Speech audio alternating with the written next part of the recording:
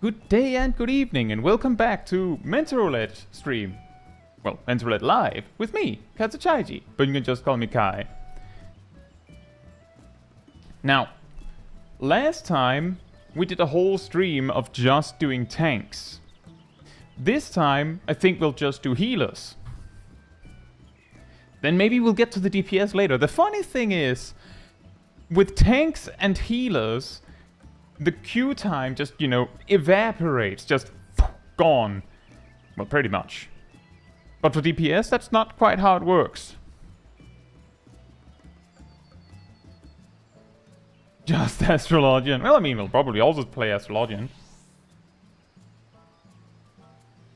Anyway, that said, hey Talaba, hey Zaf, hey Nox, hey Seros, hey Naomi, hey Cobalt, hey Jen Monica, hey Vince, hey Brontome, hey Aces, hey Ilya, hey Matthew, hey Afi, hey Lana, hey Tabi, hey Gazel, hey Ardell. Hope you're all doing very well.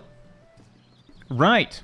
I'm already on on Sage, so we can probably start with that. But before we do that,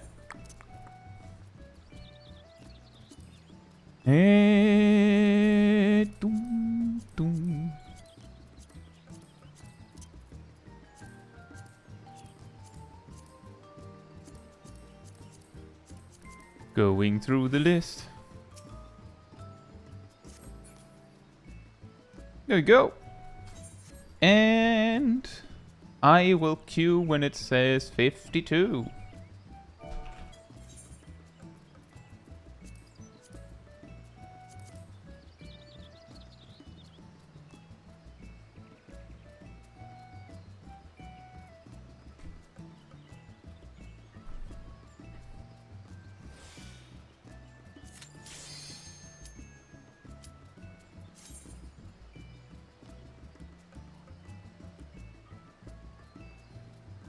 Hey Catfish Jr., hope you're doing well.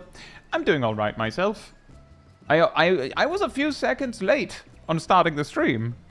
I remember it in the very last moment, like, oh wait, my tea is in the kitchen, run! Can I request a Scholar run that is hopefully a dungeon with a focus on how to heal poles? We can try, but it could also be this. Whoops.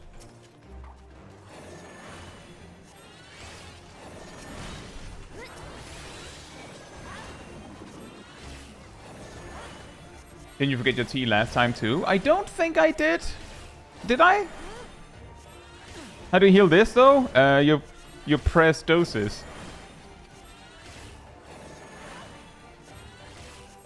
Hey Milo and Harry, hope you're doing well.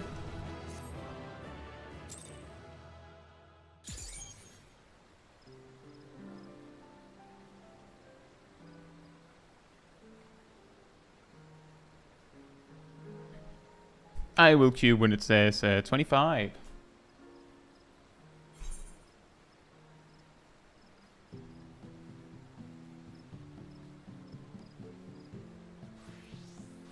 It's the Bachman.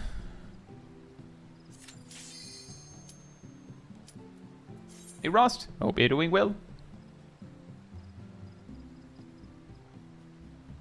Do we get another Bachman? Another Bach bites the dust. Bach. Bach. Bach, Bach, Bach, Bach, Bach, Bach, man. I'm gonna bonk that man. Another Bach bites the dust. Or maybe not. Or maybe yes. We have a dungeon.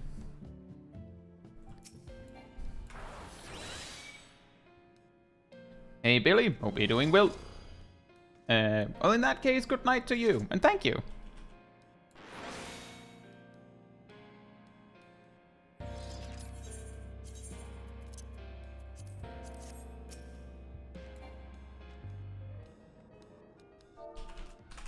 Oh, Reaper knows me.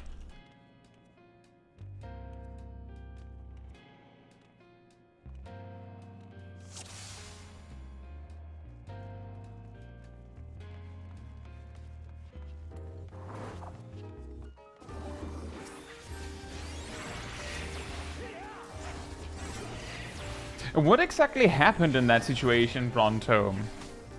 Like, what actually went wrong? What is it that his character would, their character would do? Say nothing wrong. Nope, you're doing well.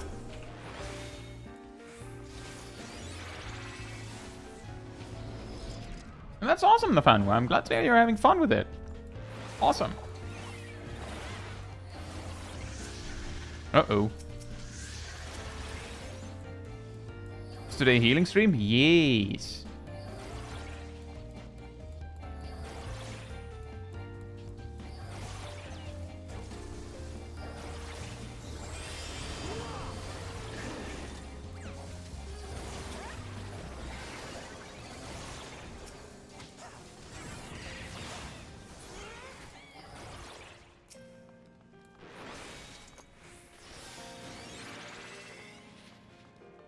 Dun dun dun dun dun.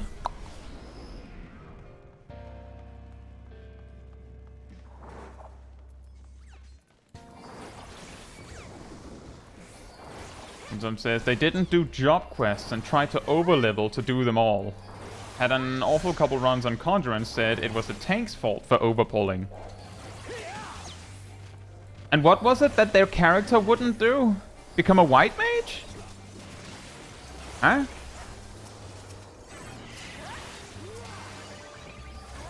No, my character doesn't study. My character doesn't want to be smart.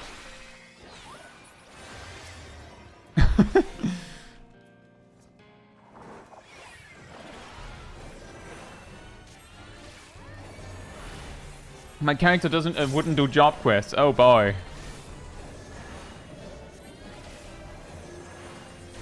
Why not? Like what? Why would your character not do job quests? Did they do class quests?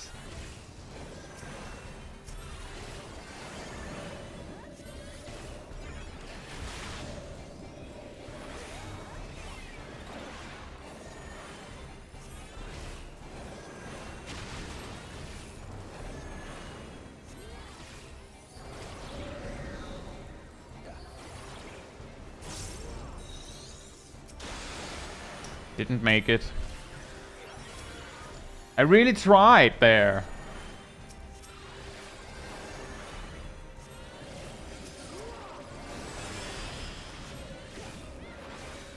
So, fun science we just observed here, guys.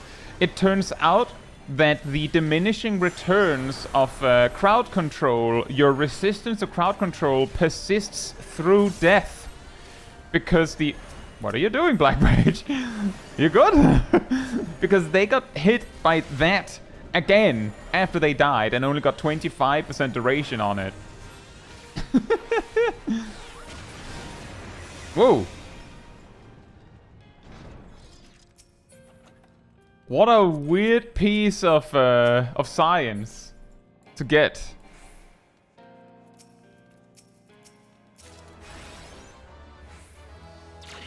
Hello, Wolf. Hope you're doing well.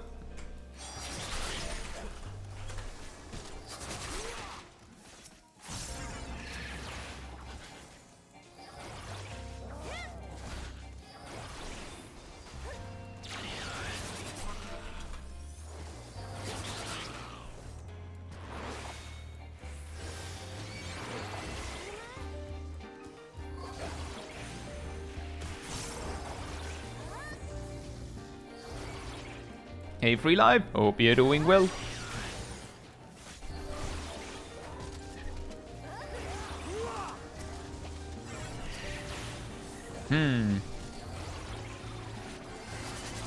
Am I not paying attention, or is our tank not using any defensives?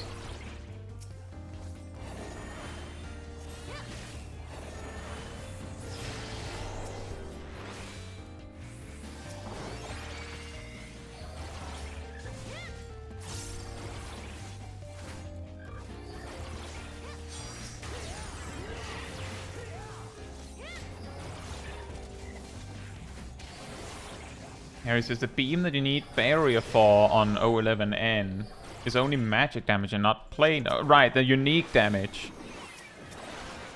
Or true damage, as some people also call it. Or darkness damage, depending on Who's asking? To be fair, with this pull, there is like it's little enough that I could see myself just not using anything. But I wonder if he's not using anything on the big pulls either. Why not holy damage? Don't know. But that is funny that it is survivable. Survivable as a DPS with some mid unsync. Well, to be fair. You have a lot of HP unsync now. I'll say McLunsey. Hope you're doing well.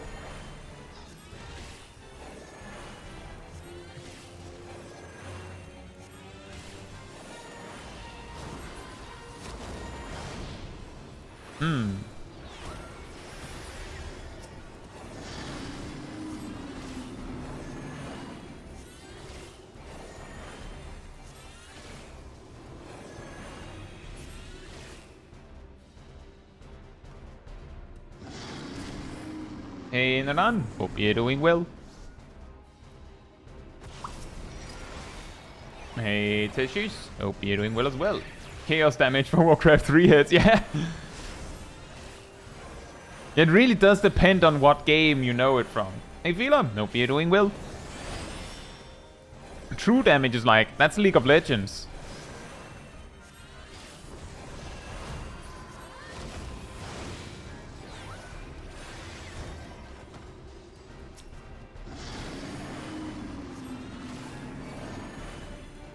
It's also in Dota. That does not surprise me.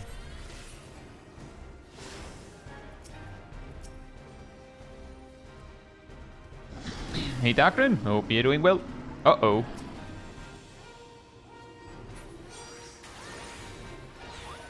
I tend to, like, if it comes up, like, suddenly, I'll probably call it true damage, like, on a whim. But if I think about it, I'll usually refer to it as unique damage in this game, because I'm pretty sure that they've called it, like, that the game, that Final Fantasy 14 actually refers to it as unique damage.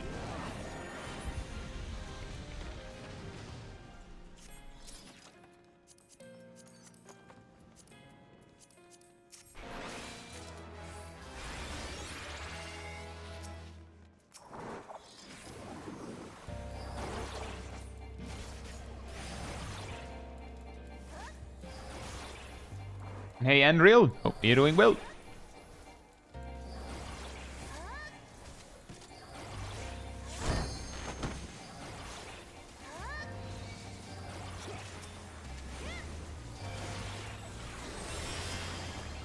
Uh-oh. That is very funny. Our tank uses Divine Veil aggressively, but does not appear to use any defensive cooldowns aside from that.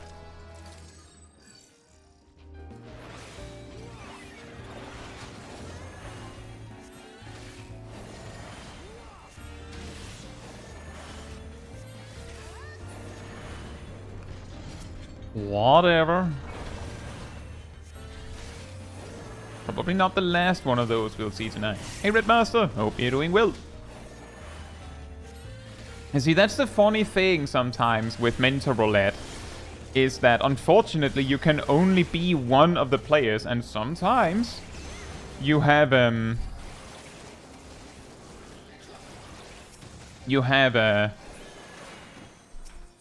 situations where you wish you could be. Hey, Stingero. Hope you're doing well.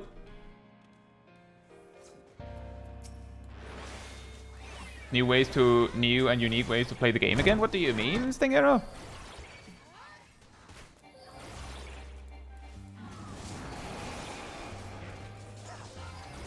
Imagine if it was old Divine Veil, that would be funny. Just sense it, nothing happens. Oh, the tank only using Divine Veil. Oh, yeah.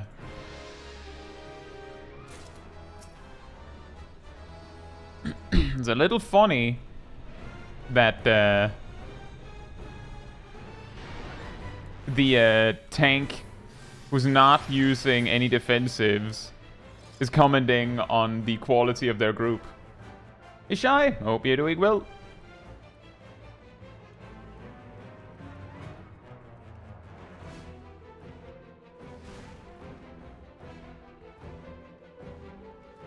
Yep, Sheltron just sitting there.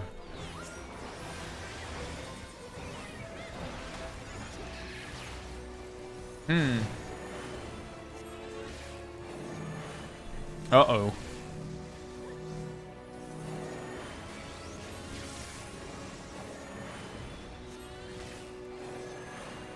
I think this fight is gonna take a while. Oh boy. Right,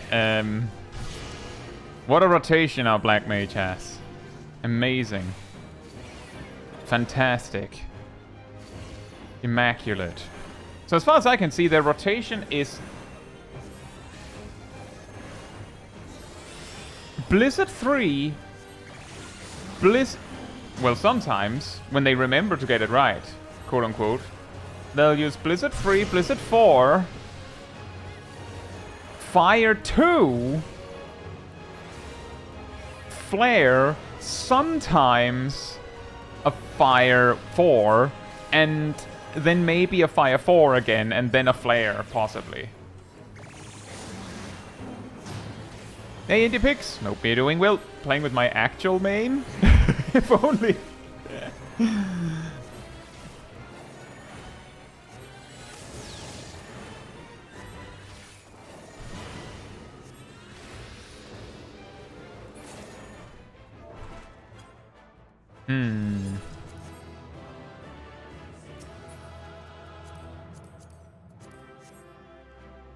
Reba was well. The Reba seemed to do, as far as I could see, things right. That's not surprising. They watch this channel. Exactly, Kaiv. Exactly. Exactly. Like what? I'll say, in this level range, whether you finish an Astral Fire with a Flare or not is like, it's a little bit up for debate. Like there's for and against for that. So I'm not gonna comment on whether a Black Mage is finishing their single target Astral Fires with Flare. You do whatever you want, but that's like the last thing. Like you'll have enough MP for a Flare, and it's like it's complicated. But everything else is like, that's a single target. Play the single target rotation.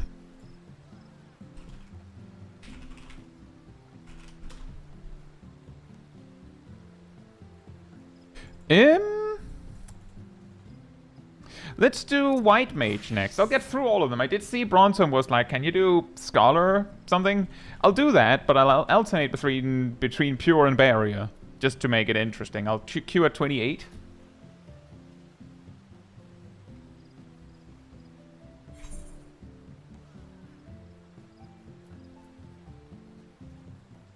Indie says I could swear Sage was your main. Back in like Endwalker at some point, I did suggest that maybe I was a Sage main because I had more frustrations over Sages not playing right than basically any other job. Nowadays, you'll notice that I mostly comment on Black Mages. Funny coincidence, right? Hey Ender, hope you're doing well. See, the positive there is that you'd be anonymous.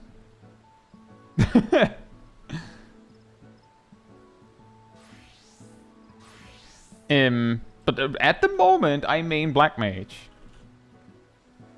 And I would probably default to Sage for healing.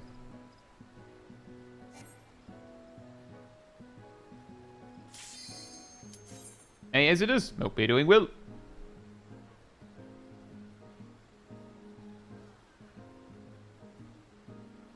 Why do you say the time you're gonna queue? Some of the people here are trying to snipe me. So they're going to try to queue at the exact same time that I queue. And then they might land in my duty. I don't have to do that. And some might say that it's kind of cheating, quote unquote, because I might be bringing help. But, does it matter?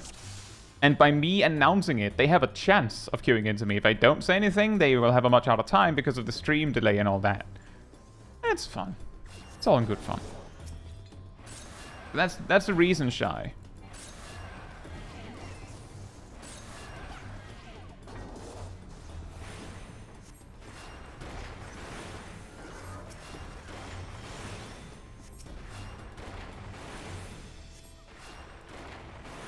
But yeah, it's not like it's supposed to be scary for someone to say, you're playing wrong. Like, the thing is, Ender, by the time that, say, a video comes out on this, I will first of all probably, I might randomly point out the mistakes that I'm seeing from the Black Mage. That's it. And if they're still making the mistakes at that point, like a month later, right? Whatever, right? The key is like learning. That's the important bit. That's also the reason why I make a point of hiding the names. Because I don't want to call someone out, like throw them under the bus like that on stream. In the past, when I've done like just videos where I've just recorded it privately, I might have had names shown, but I would like, for the most part, I would just like remove the parts where something really silly happens, if I can't like excuse it. Because I'll protect them. I don't want to like throw someone under the bus on video. That's not fun for anybody. But it is funny when someone makes like something silly like that.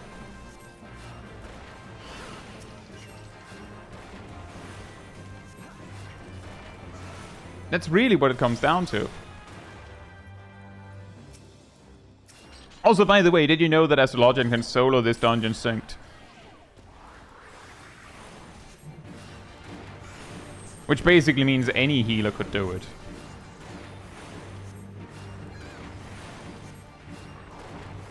And yeah, precisely, Kaif. Precisely. The thing that is, like, the reason why I'm like, what? When I see a Black Mage do mistakes like that is because it's so ludicrously weird of a mistake that I'm like, how did they come up with that? Like, how did this person come up with the idea that they should be using Flare on single target when Fire 4 is there with like 25% more potency? Can a Conjurer solo this? I mean, possibly? That might actually be a little harder because they don't have regen. So maybe Conjurer can't.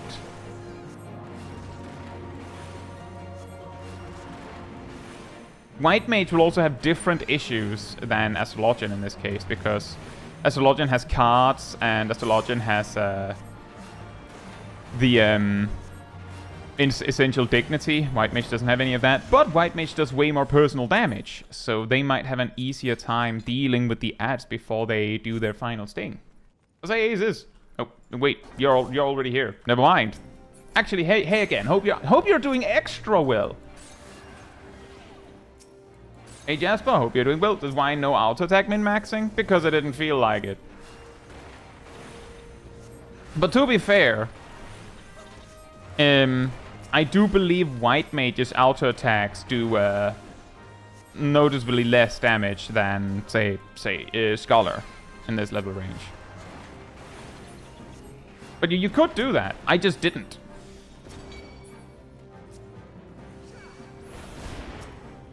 You could just get the bee to final sting and die and just respawn and go again. No? Oh, Coconut, I was talking about the bees that spawned in the boss fight. They will keep spawning in pairs, and they also do the same final sting that can, like, almost one-shot you. Emphasis on almost. Because they don't actually one-shot you. They do, like, 90% of your HP and damage. I'll say, Cat, hope you're doing well.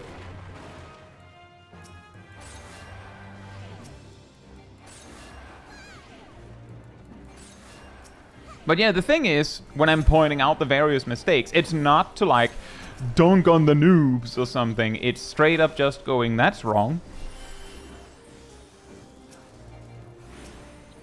And sometimes it'll, like, someone will be watching going, oh. Other times they'll be like, yeah, I know that. Obviously that's wrong. And then that'll be that.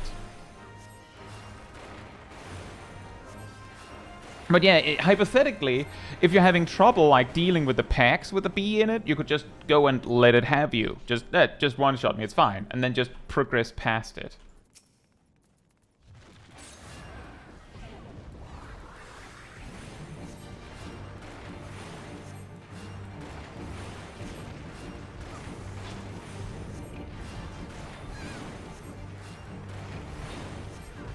That is fantastic, Jasper. That's like the you're now manually breathing kind of stuff. Just pointing out to me that I wasn't auto-attack min-maxing, and now I can't stop thinking about it. Oh, you.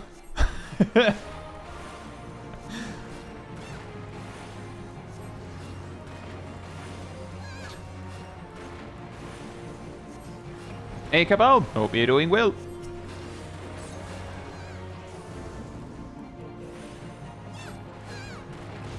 And yeah, that's true, Red Master. That is like exactly the reason why I get really confused when I see someone like go that far off. Is like, did you not read something?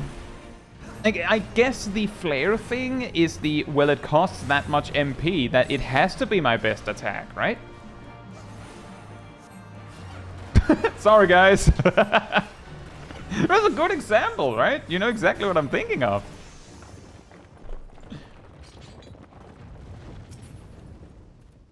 Well, that, Seros, but they were not using Fire 4 very much. So, like, I'm guessing the logic is... I'm guessing the logic is Flare is more expensive, so it has to be better, right? And I can see that one. Like, I can see that one. I can see that as a reasonable, like, explanation as to why they chose to spam Flare more.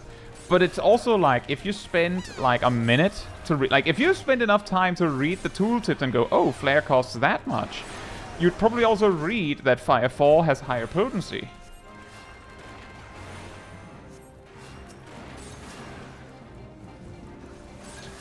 Uh-oh. I don't think I needed to swift cast that, but I wasn't sure. Loaf of lemon bread says bigger explosion, more damage. Yeah, that could also be. That they're like, well, it looks more imposing, right? Oh, you were thinking of you using Cure... Yeah, that one is a classic. To be fair, the Cure 3 thing is really mean. To your thing, Indipix, about Barrier versus Pure Healer, I think it's like a preference thing. I personally also feel like in a dungeon context, and also in like a lot of normal raid and trial contexts, barrier healers have enough healing to cover all the needs of the party. So the fact they have less oomph in their upfront healing capacity is irrelevant. So the particular weaknesses that that barrier healers have are not very prominent in quote-unquote casual content.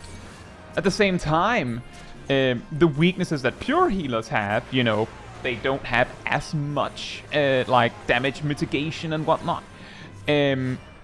Is not as prominent in casual content either, because the damage isn't, like, you don't need to mitigate it to be fine. Also, hey Zelly, hope you're doing well.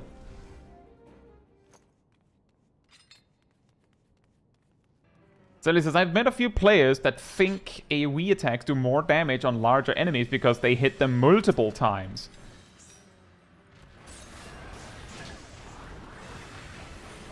I mean, if there was like multiple targeting reticles, I could see it, but like aside from that, huh? Good luck, Zerf.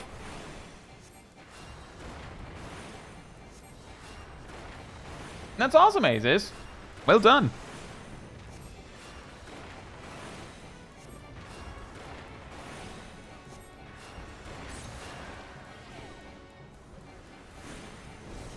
I mean, I've heard of the opposite of AoE attacks. Like, people just assume that, well, the AoE damage is spread evenly on the enemies, right? Which is like, that one is also difficult to defend, because why, like, if that's how it worked, why wouldn't they put like a huge amount of potency on AoE? And if they did that, then why would you ever use single target? Right?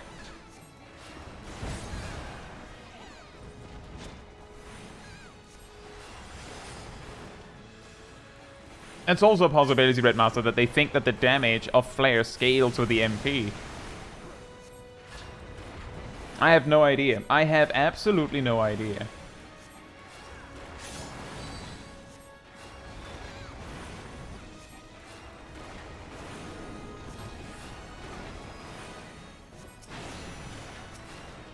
I'm a little concerned that this is going to punish us, so I'm going to do the unenviable task of cleaning these out just to be sure.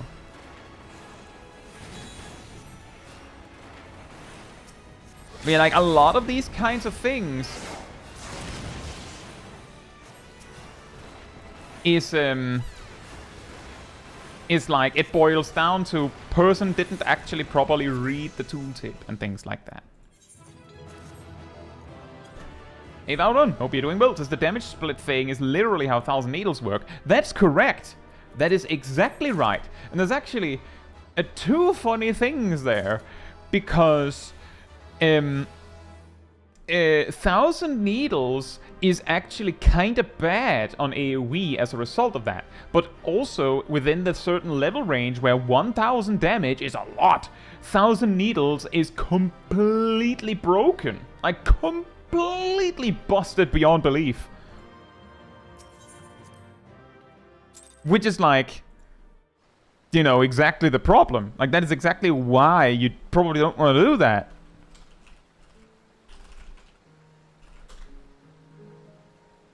Is Black Mage the only non-healer class with no combos? I mean, I don't think summoners combos, quote-unquote, really count. The closest they had to a combo was the Crimson Cyclone thing, and they made that into a, like, 2 steps of ready. So that's not a combo anymore. Continuation is not a combo, so technically Summoner doesn't have any combos. Sorry. Bard does... Like, Bard's closest to a combo is Apex Arrow into Blast Arrow, but that's also not really a combo, because that also just gives you ready. No combos there either.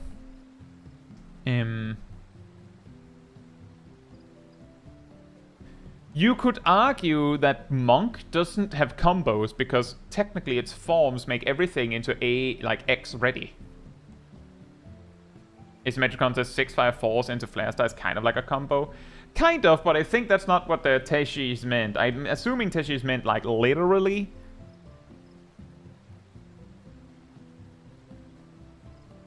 Jose, look out Maji. And Asymmetricon and Philip. Hope you're doing well. Indipix says, Sonic's Gunbreaker Sonic Break. Should it be used during No Mercy window, or is it fine outside? You should use it during No Mercy. But on AoE, there's a target count where it doesn't matter. There's also, like, the assumption that even if it does matter, if the fight is too short, then, like, Sonic Break will not get its full value, and that also determines how many tags you need.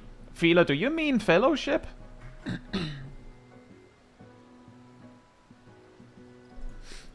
Right, let's do Scholar next.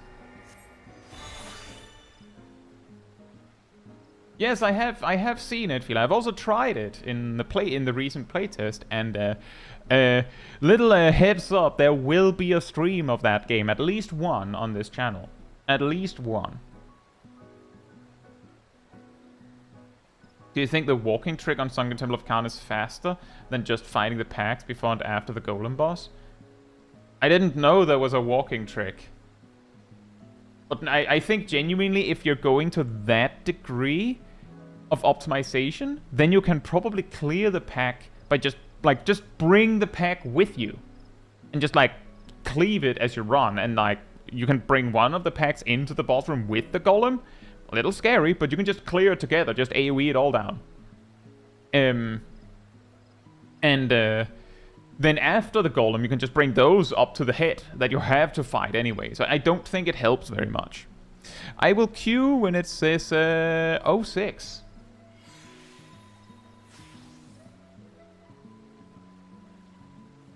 Yes, I do, Shy. I have a Corsair. Jimitar. Use the 6 buttons on the front to hit the 6 buttons on the right on my screen. Hey, Blue Mage Danny. Hope you're doing well. And hey, Mandalorian. Hope you're doing well as well.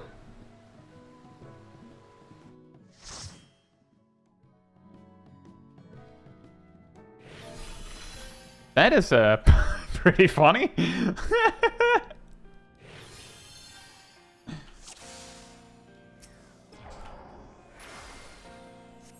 What do you mean, Mandalorian?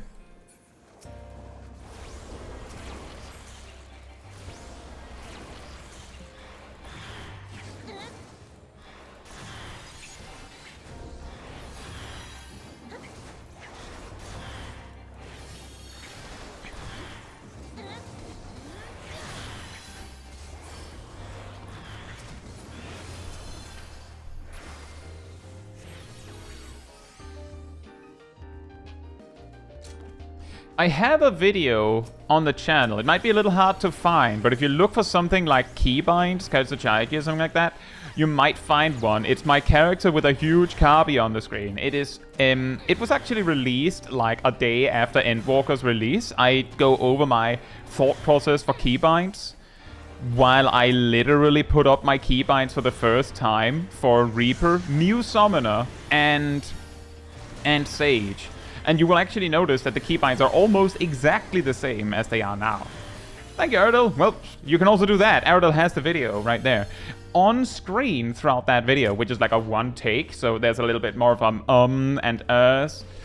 There is like an image of how I keybound my keyboard and how I keybound my, my mouse. So you can see from just that. Sometimes, my daughter says, sometimes I want to do Mythic Plus, but I don't want anything else in it that comes with WoW. Yeah, that sounds about right. That is also what really makes me interested in Fellowship. It also means that you can bring friends to play essentially just Mythic Plus the game, which is amazing. I'm glad to hear that, Blue Mage Danny. Thank you so much.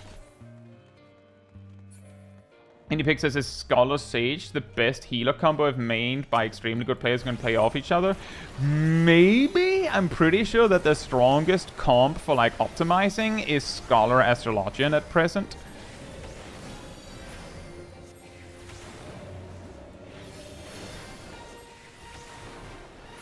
But defensively, Scholar Sage played optimally is also very effective.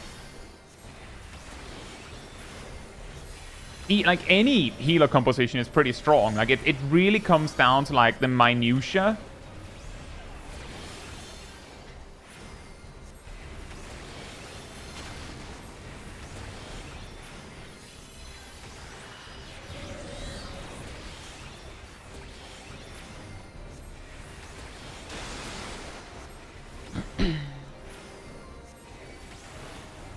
APH, hope you're doing well.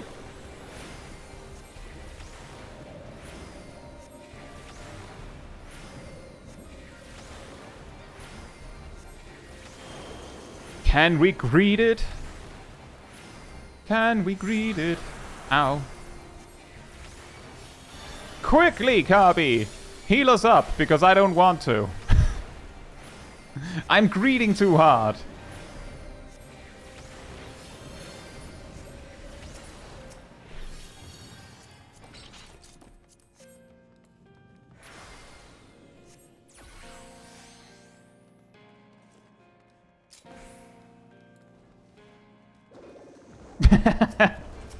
I hope you have a good time at work, at least, BH.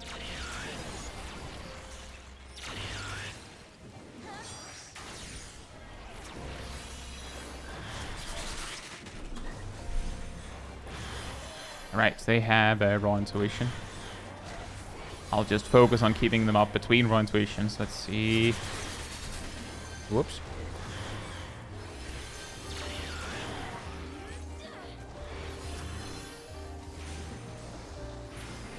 Yeah, that's true. Some mobs, Cabal, some mobs are, like, different mobs have different aggro types. Logically speaking, a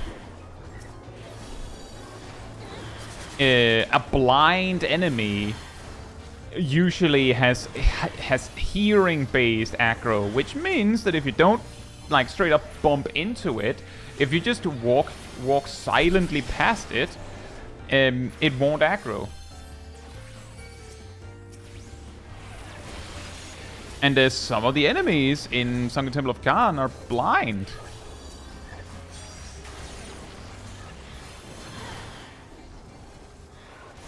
If GGP didn't want you to broil that much, why did he give a pocket white mage to Scholar?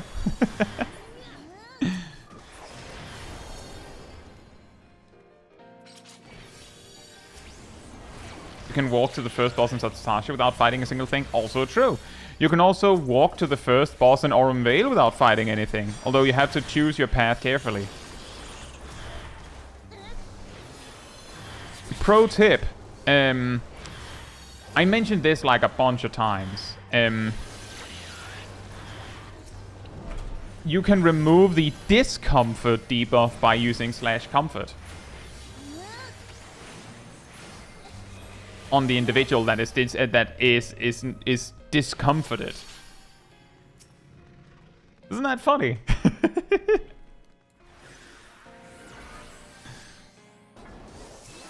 To be fair, I'm not entirely sure what isn't the debuff. It might be misery. I usually call it discomfort. I might remember it wrong. It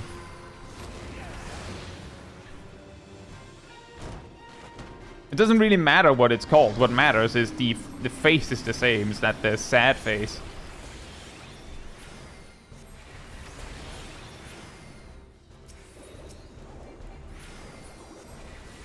I sure hope someone will move an orb to the boss.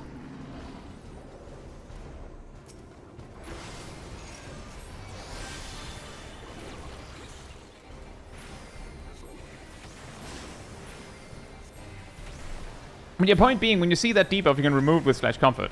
I don't know how much it matters because I'm not actually sure. Like I'm like 99% sure that the debuff makes you take more damage, but I don't know by how much.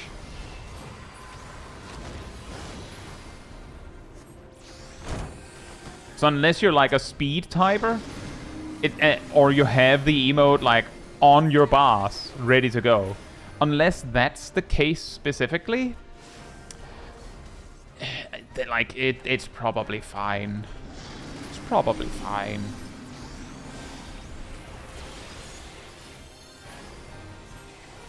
What topic is that, McLunsey?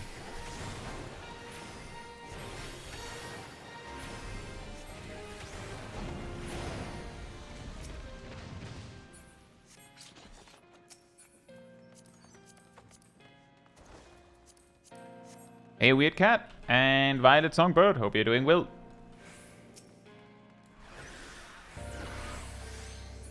I have seen that a little bit, Violet Songbird, but I usually experience it as the replacement. Like, as someone who does mental roulette, if I see that I'm a replacement, it's like the probability that it's going to be an alliance raid massively increases. Like, if I'm a replacement, it's probably going to be an alliance raid or an extreme trial. Hey, Lemon, hope you're doing well.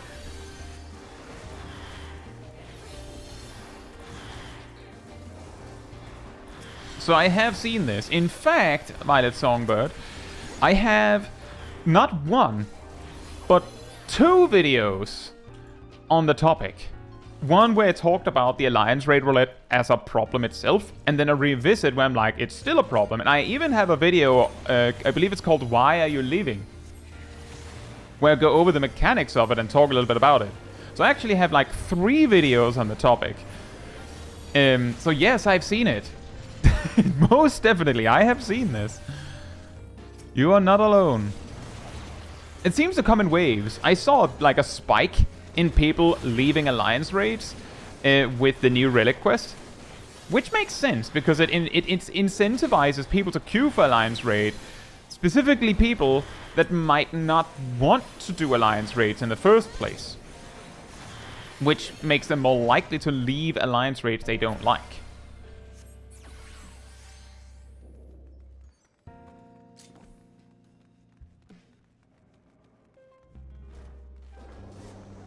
Misery and how to overcome it. I don't think there's a whole video on that, because it's just the one.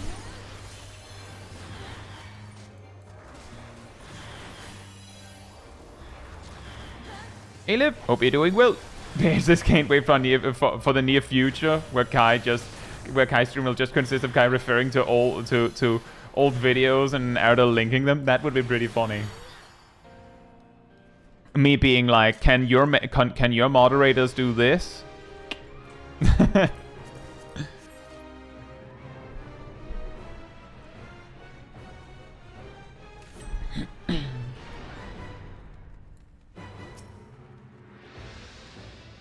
I believe Crystal Tower gives like 300 points, Lone Wolf, but I get your point. I get where you're going with that.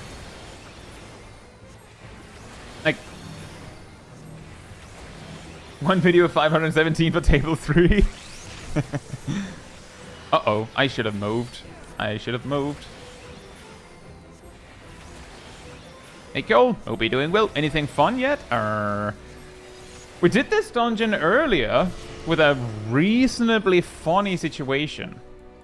Like, nothing major. We had a black mage who had a very fascinating rotation, and we had a paladin who spoke a bunch about how good the group was, but they didn't use any defensive cooldowns themselves. Which I thought was a little funny. Nothing major.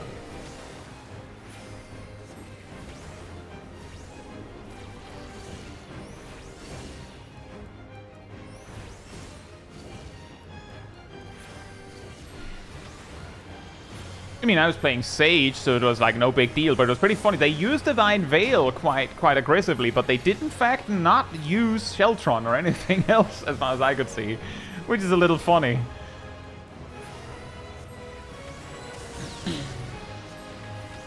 Weird Cat says, at this point, I kind of wish Crystal Tower Alliance raids were their own roulette. I've actually said, in one of my videos on that topic, I specifically said that the best solution to this problem is specifically put the Crystal Tower Alliance raids in their own queue. Just like MMSQ Roulette has their own. Some people have then, in extension of that, said, why not just put the Crystal Tower raids in that, like, in the MMSQ Roulette queue. And the problem there is that you may have noticed, and it's super rare, just by virtue of it being guild tests, but if there's any duty that is more rare than, like, generally guild tests, it's Solemn Trinity, which is an 8-man duty in a roulette that is otherwise only 4-man duties. It makes it really hard for the, you know, the group maker, like the matchmaking system, I would suggest, to put together a team, because by the time that they would have 8 players for Solemn Trinity through the roulette, they would have gotten 4 players, sat on those 4 players, and decided to not send them in, which is like, quote-unquote, against its programming. It's not gonna happen. So putting a 24-man duty in the same bucket as a 4-man duty is a death sentence. So you can't do that. But you could go MSQ Roulette, MSQ relevant alliance raids. And the reason why it would make sense is because the Crystal Tower Alliance raids has a representation advantage over all the other Alliance raids that can never be overcome without giving the other Alliance raids the exact same advantage. Which is to say, if you have Alliance raid roulette unlocked, then you have the Crystal Tower Alliance raids unlocked. None of the other Alliance raids has that advantage. And the only way for those other Alliance raids to have that advantage is if you put the same requirement on them. Which is probably not a good idea.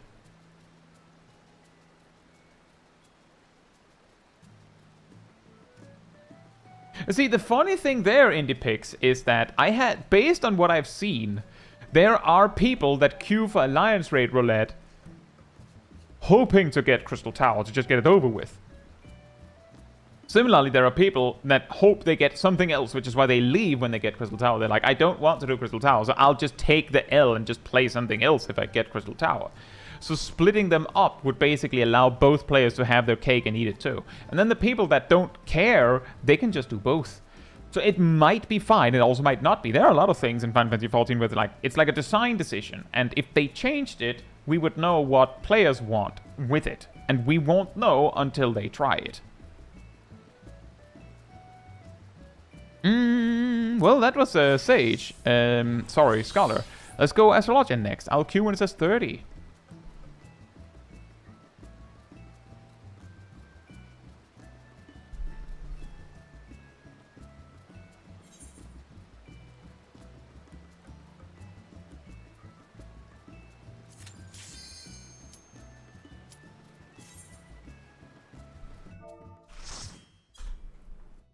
Where do we go next? Oh, Type of third good ball. See, that would be funny.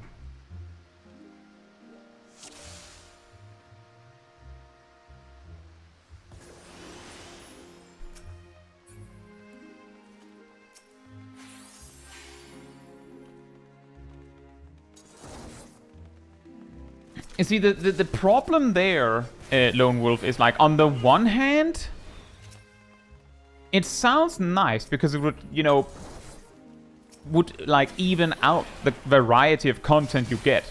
At the same time, the Final Fantasy XIV is dealing with a huge problem known as the journey to just reach the, you know, the content of the game is way too long. And doing what you suggested would make that longer. So while it would be nice for the ones that have already done it, it would suck for everyone else. Like, the length of the journey is one of the biggest problems of selling people on Final Fantasy XIV.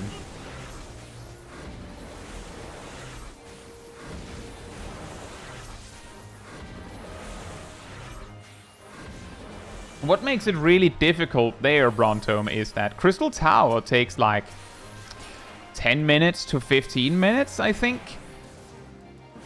But that, like, it's so easy that most players, like, can do it as quickly as it is possible to clear it. Like, the maximum speed is basically auto-unlocked. Meanwhile, something like the near raids vary extremely heavily in length. But if you have a good group, then it takes like 30 minutes, maybe 32 minutes, something like that. Maybe that's like an undersell, but the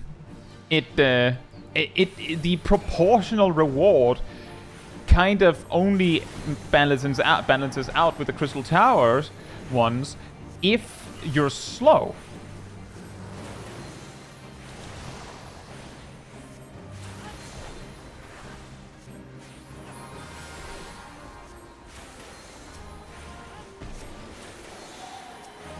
Exactly, Zaf. I think I've mentioned before that I originally thought when Endwalker's stat squish happened that they got the numbers wrong and like accidentally buffed the near raids by not squishing it properly. But after seeing Dawntrail have the exact same effect on Aglaya and like the Myths of the Realm Alliance raids, turns out it's just if you like when the average skill level of people landing in the duty drops, then that is what happens. I'm not trying to be like sweaty tryhard or anything, or trying to be mean about it. I'm just saying that appears to be what's happening. That once it's no longer relevant for current endgame, then there will be less amazing people doing that content.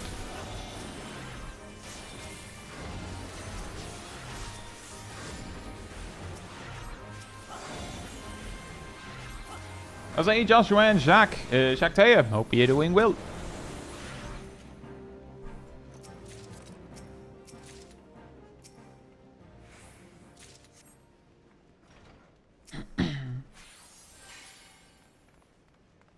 And hey, Nikes, hope you're doing well.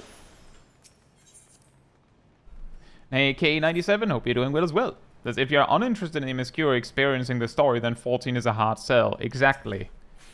To be fair, if you just like mash through all the story and just skip every cutscene that you can skip, you can massively reduce the journey. But it's like, I'm just saying, not that has like not that that's supposed to be some sort of measuring stick or anything.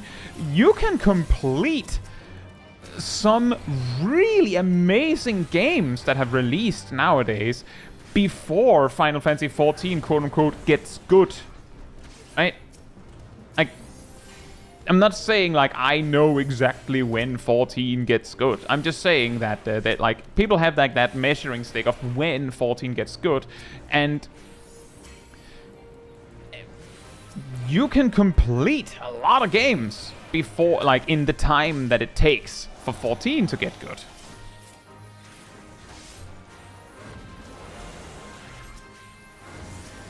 Hey Bondi, hope you're doing well. I don't understand why you play 14 if you aren't interested in the story. In recent years, almost, 14 has had this thing with really emphasizing the, you know, the ultimate content and the challenge of that and whatnot, which eventually did attract players coming specifically for that challenge. And then when that was like, quote unquote, all there was, then they felt a little bit underwhelmed, I think. Like basically 14, well, not necessarily basically, 14 has a lot of different things that might draw you to the game, and it just so happens that the story is a barrier to entry for most of those things. Hey John, hope you're doing well, and thank you so much. I'm glad to hear that. That is awesome. Hey Lonik, hope you're doing well as well. Lonik says, I play 14 because it's a great social game for me and my friends. Also a good point. And that, by the way, and again, like the thing is, it can be good, right? It doesn't have to be all bad that it is like this, but if you're there for the social aspects, the fact that you have to like quote unquote work through all the story content to reach the end game and blah blah blah means that there's a very long journey for you to truly be allowed to hang out with your bros or whatever, right?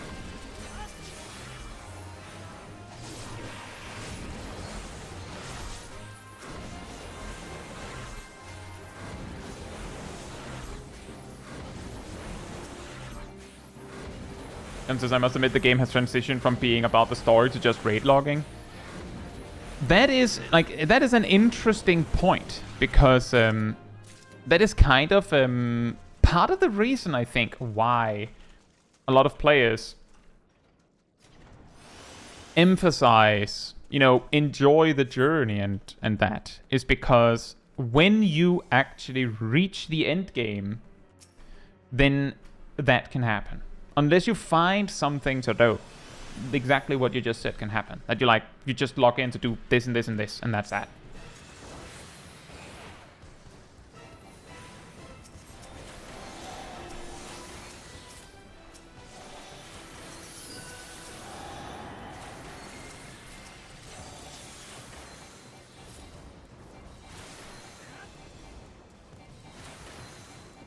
And yeah, a bit like what Kaif says is the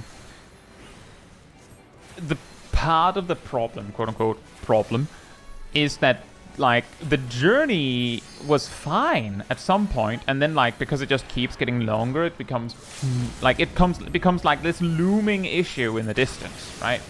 For some, it's not a problem at all.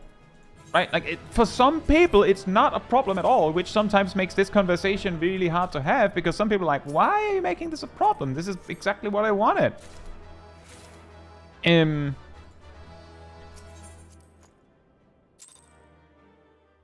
for others, it's like, that's why they can't play the game. Because it's too long.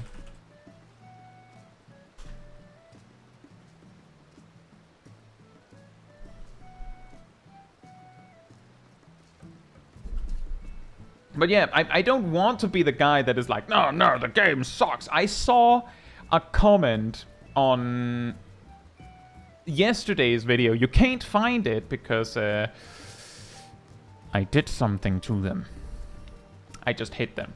I don't want to hear that. But there's someone that basically said, oh, people are still playing this game? Why? Like 75% already left.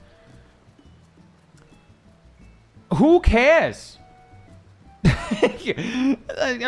People are still playing like supremely old games because they love that. As long as people are having fun and they have friends to play with in the game, don't let other people like make you feel bad about enjoying it, right?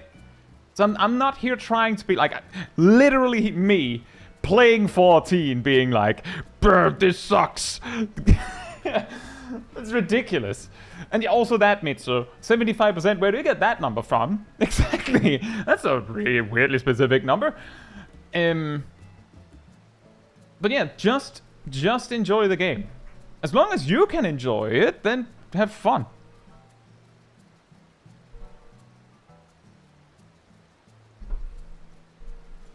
But we can discuss what problems there are, or there might be, with, you know, getting new players into the game. We can discuss that. Maybe we can come up with something. I'll say, Shakespeare, hope you're doing well. It's been a while. You almost got me there.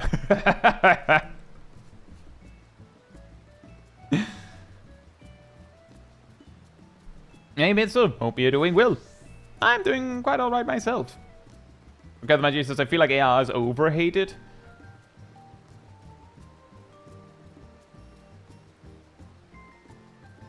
Yeah, it's hard to say. It's really complicated. Like, it's a complicated issue because some people enjoy the story, and then it might as well, like, there's no barrier to entry for them. The ones that don't like it, or those that are, like, focused on getting to the end game, are more likely to, like, focus on that. It's a complicated conversation. But I can say that the players that are more focused on getting to the good bit, quote-unquote, are a lot more likely to complain about the journey. Gothic says it's impossible to argue your point when there are people who will say, just don't play it if you don't like it. Yeah. Yes. That one is a classic problem. But I feel like I've seen less and less of that. Of people just going, yeah, just don't play if you don't like it, because, I mean, we have actually seen a huge amount of people basically doing that. Like, just going, okay. And then not playing anymore. Balaziel says, I'm really struggling with the quote-unquote friends part at the moment. The moment I got through the story and hit endgame, my free company broke apart. Now we have a Discord that has 5 times as much channels as active players. The best I can offer you, Balaziel, the best I can offer you is that this channel has a Discord server. And there's a lot of people. Like, various different people. Some of them are not playing 14 anymore. Some of them are playing 14. They're all across the world, so there might be some for you to play with. Or at least to talk with, to, like, have friends in the game. And you might be able to join for stuff. You might, you know, meet some new people. I'll put a link right there. Thank you. That is the way you can do it. Like, look for new communities. Like, let me put it like this. I was in a basically dead free company when I came back to the game back in, like, early mid Shadowbringers. I leveled every job to maximum, and then I looked around and was like, what do I do now? And then I just found a free company to join. And then I've just, like, chained that. Like, that free company had some drama explosion, joined a free company that resulted from that. That free company had a drama explosion, so I joined a free company that resulted from that. I believe? No, wait. I made my own after that. And we have not had any drama explosion incidents so far.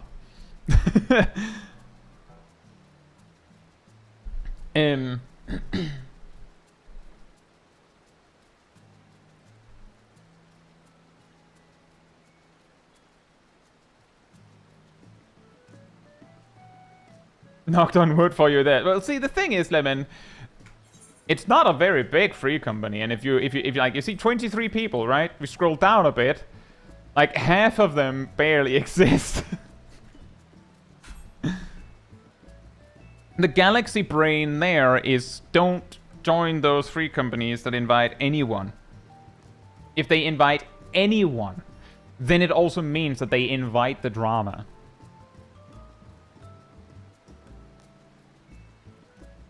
Lollipop Pizza says, I just hate getting called toxic positivity because I'm still having fun.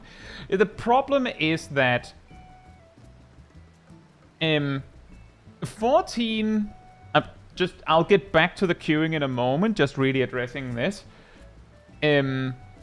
14 went through a really long period where people were, like, generally really happy with the game, right? And people had this tendency to just paint over any negativity. Like, no, we're all friends, kumbaya, all that. And at some point, some portion of the player base just kind of had enough on that. I was like, no, actually, I do have some issues. And the a over positivity then started to like be observed as there was genuinely some people that were like exaggerating their positivities, like paint over how things are really like, which then kind of turned into this toxic positivity.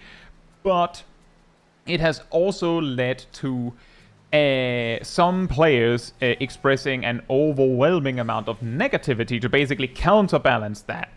But it also, like, as people do, is that some people will, in their pursuit to get their point across, exaggerate what the opposing opinion is. So, someone just enjoying the game, some people will be like, oh, you're just ignoring the problems. You're just like, open your eyes. The game is garbage. You're just ignoring it to try and, I don't know, prove something, question mark. When that's not what's happening. You're just having fun with the game, and they're not. It's a little bit like a really funny side point to this is so I made this video called The Silent Language of Dungeons in Final Fantasy XIV. I imagine a bunch of you have seen it. And in that one, I believe multiple times I refer to the concept of what one person thinks is normal as opposed to what someone else thinks is normal. And literally what you think is normal is based on what you normally see. Like, in your actual real life, this is also true.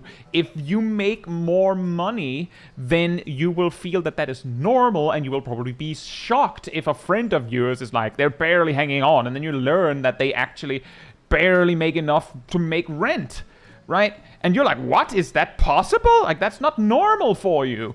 So that's confusing and surprising, but that's not normal for you, so it's surprising. It's the same thing. It's also like a lot of heavier subjects that maybe I shouldn't talk about in a live stream on YouTube, so I'm not going to. But basically, what you're used to colors what you think is normal. And in the same way, when you no longer enjoy Final Fantasy XIV, it can be hard to understand why others do. Depending on how well you perform at putting yourself in other people's shoes.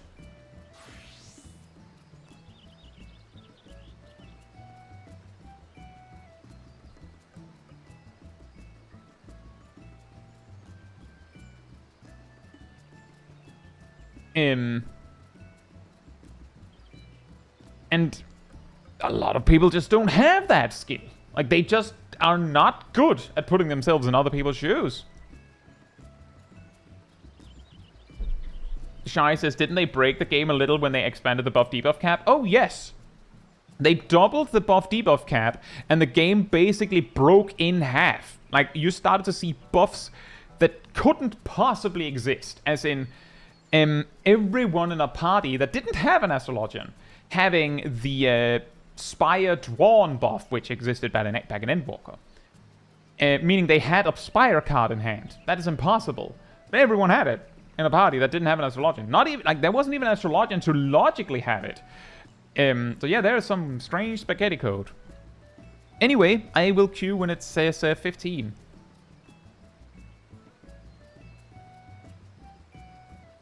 And also that, Cat. That is definitely true. A lot of people will just, like, instead of listening to what the other person is saying, they will just, like, go, la la la la la, toxic positivity again. Which makes for very difficult communication discourse, right?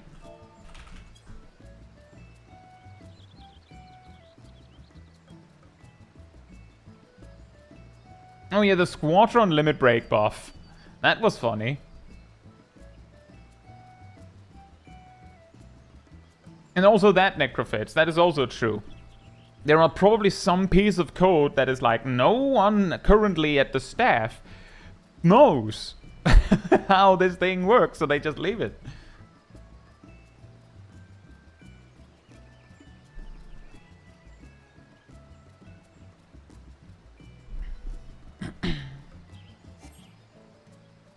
Womp womp. Well, we were going to have a trial or something, but now we're getting a dungeon. Or a guild test. It's probably a guild test. Are you ready for Under the Armor? It's Under the Armor time! Do, do, do, do, do. Under the Armor time! Woohoo! Or Rathalos Extreme. Well, you know what? I'm probably like magicianing it to become Rathalos Extreme by acting like it'll be Under the Armor. No, it's here on the cell.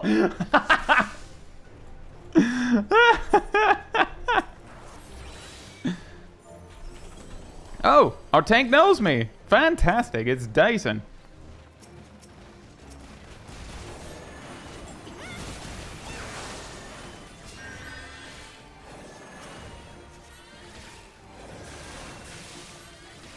Yeah, exactly, Violet Songbird. I will say I give a reasonable amount of criticism to Final Fantasy XIV, but I don't feel like I've ever hit 14 with the it's bad just because. And usually when I've pointed out something that I have a problem with, I make a point of explaining that it's, you know, my opinion.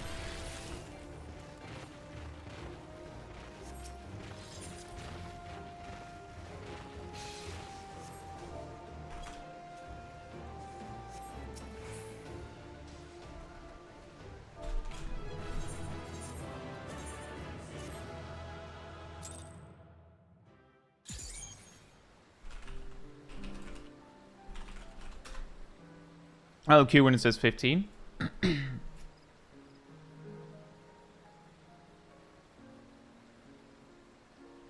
It just says sometimes the normal raids or trials of that party had melee, and now we have LB3, but range or caster uses LB3. I feel like it's rude. Is that I'm a bad person? No. Here's the thing. I actually explained this in my tips for DPS guide from back in Endwalker, I believe.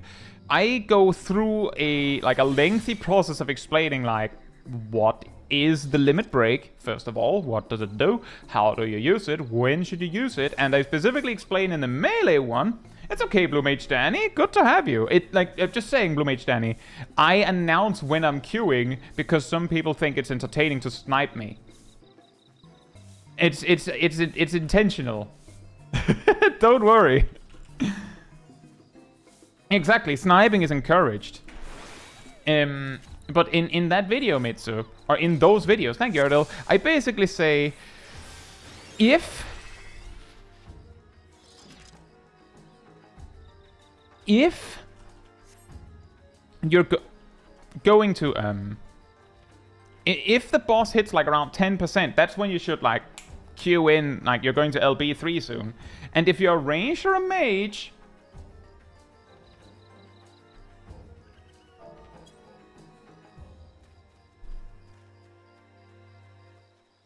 if you're a ranged or a mage, give it a moment there.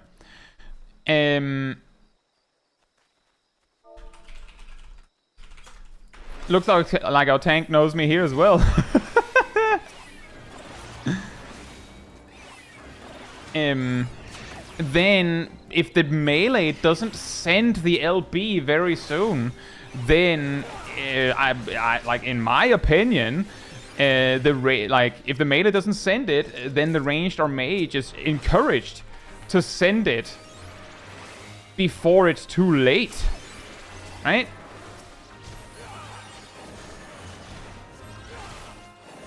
Hey David, hope you're doing well.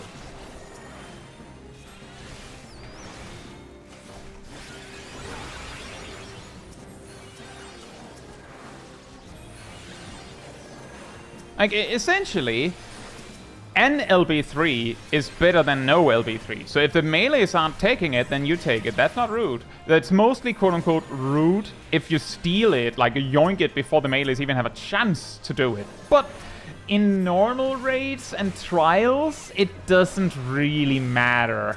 Like, so what? The Black Mage wants to use Meteor. Is that a big deal? Does it really matter? Is it that important? You're probably gonna win anyway. It's fine.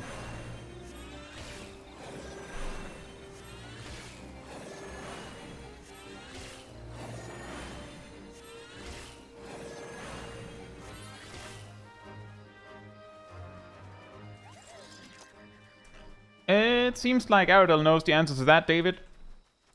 Is Sage the best healer? No. Say, Cut Milk, hope you're doing well. All of the healers are fine. There's something to be said that Scholar and Astrologian have slightly more potential in some specific aspects than Sage and White Mage, but for like 99% of things, it doesn't matter. Like, you can do whatever you want. You don't have to worry about it. Just pick the one you like.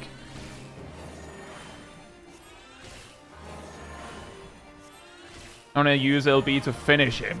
That one is where, like, that is actually the one where I'm like, that is what I was trying to specifically prevent people from doing in that video when I explained when to use LB. Because a lot of people really like to use their limit break to finish an enemy.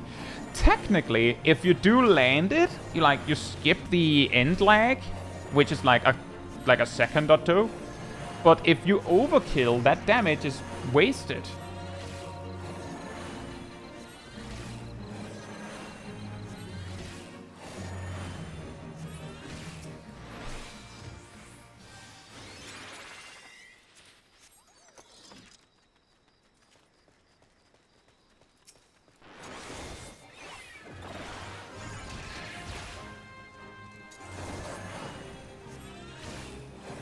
But yeah, as some people are pointing out in the chat, like, there are specific contexts where, for instance, Sage is optimal.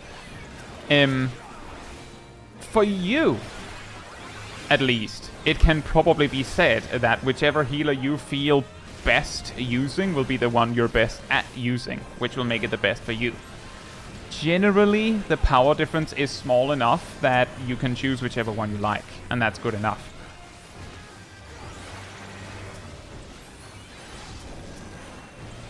Boss dies if I even get to use Black Mage LB2. Yeah, that happens.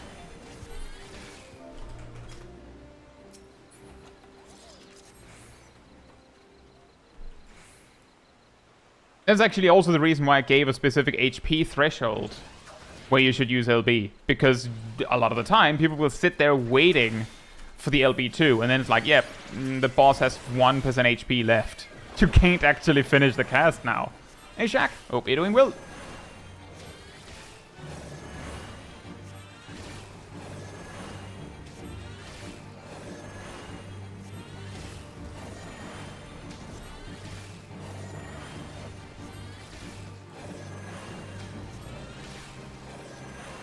McGluncy says I used healing LB1 yesterday and didn't do as well as I had anticipated to do.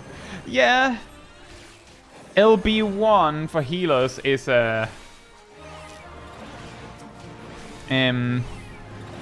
it's funny how healer LB1 and healer LB2 are so incredibly weak that these days I would argue that some healers can do better than a healer LB1 or 2 with their own toolkit.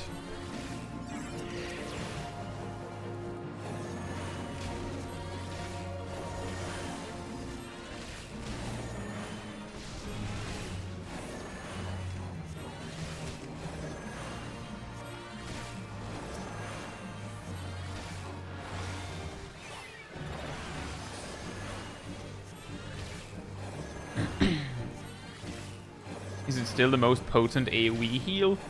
Healer LB1 heals the raid for 25% of their max HP. Healer LB2 heals for 50%.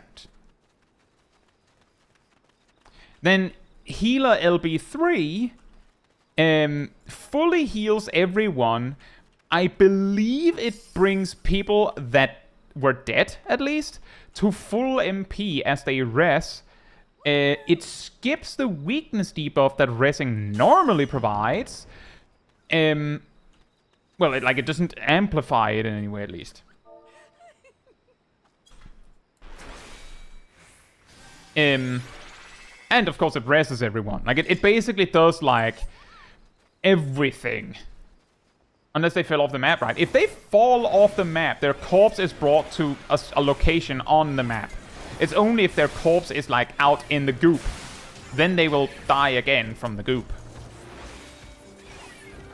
So it kind of depends. But basically, healer LB3 is like a million times better than LB1 or 2. It's crazy.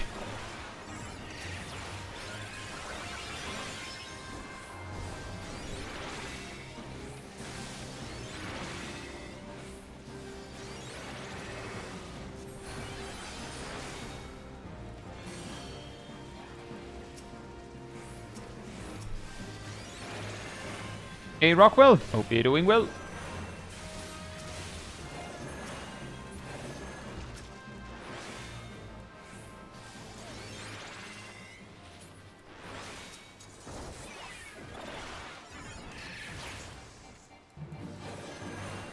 It's funny that if you had to pick, it's pretty much always better to tank LB1 instead of heal LB1. To be fair, tank LB1 is actually doing something that a healer can't, that a tank cannot do without an LB. Like, take note that the healer LB1 just is, it's basically a supercharged Medica 1. That's all it does. Meanwhile, a tank LB1 is like a supercharged Dark Missionary, or Heart of Light, or like it's 25%, I believe.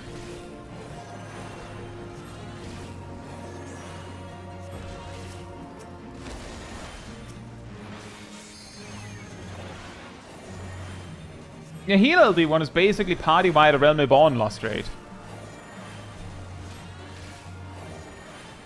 You get res invuln after LB3 heal, right? Yes, but the death zones ignore invuln, lost doge.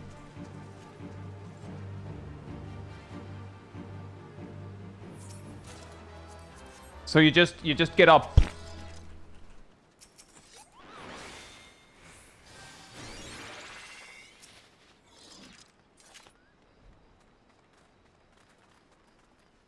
But if it's an arena with, like, an edge and you fall to your death, then you will be placed back on the arena somewhere, so you can actually get rest again.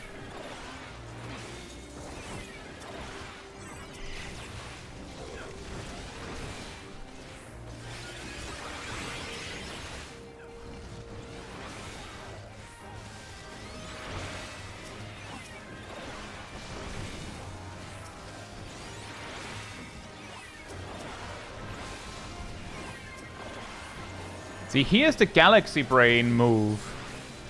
Our tank here needs a little bit of sometimes a little bit more healing than I might be used to. But I'll just prep the Yggdrasil, and if they don't need it, I'll just use it to put a dot up. And if they do need it, I'm already halfway there.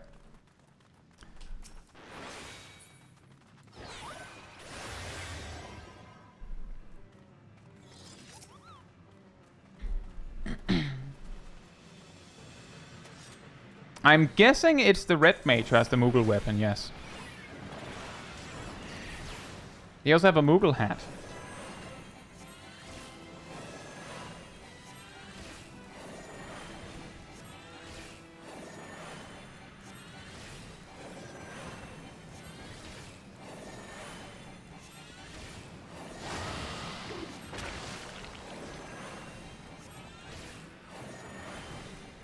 Cole, they could just replace rescue with that.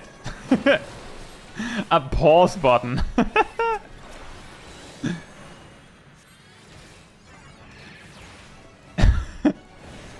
Think just like pause me, like, dude, move.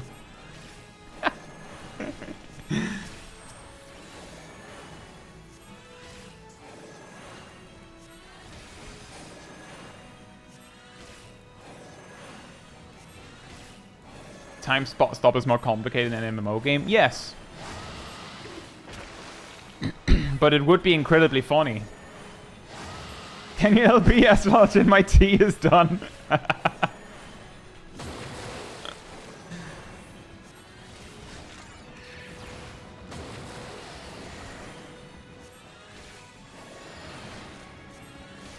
No, seriously, imagine if healers had the ability to just pause the game. So you can just pause and talk strategy. Alright, so the next mechanic coming up, you need to do this and this. Let's go.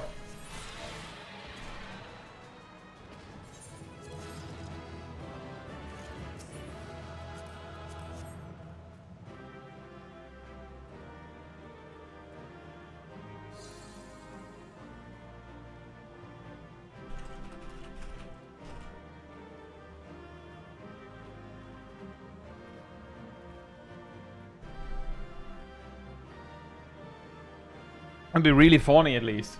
And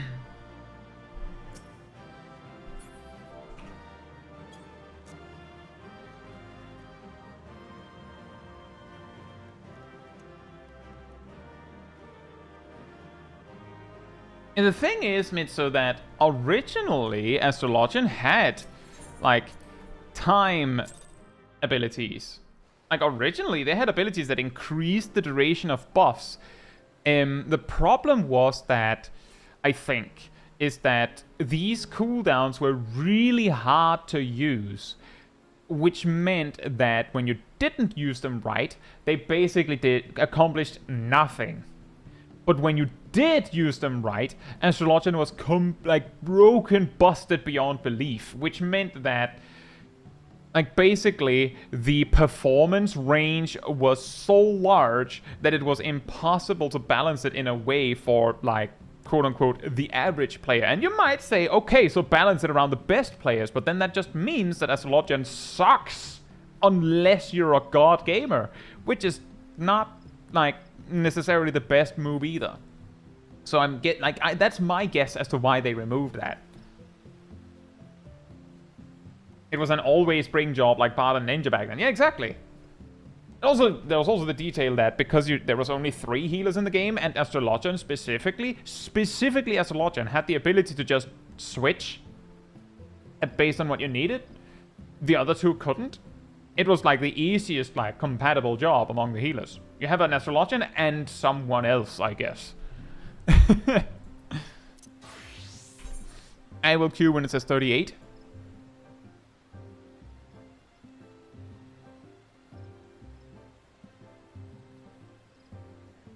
It is difficult because it's a good idea to, like, make a job with depth so that the best players have something to play with. No, you could not change mid-fight. Once the fight started, you were stuck. But an Astrologian could, like, go, well, I'm playing pure, so I'll just, like, go nocturnal, which is barrier mode, put up party barriers, and then switch to pure, and then you pull. Or put up regions, and then switch to barrier mode, and then you pull. Like, it could do both before combat. But, like, there's a good idea. There's something in having depth for the masters to like, unearth and have fun with. But it is a problem when the power difference between, like, the average player and the masters is too large. It also depends on what players the game is appealing to. MMOs are the kind of game where, like, oh, we have an extreme.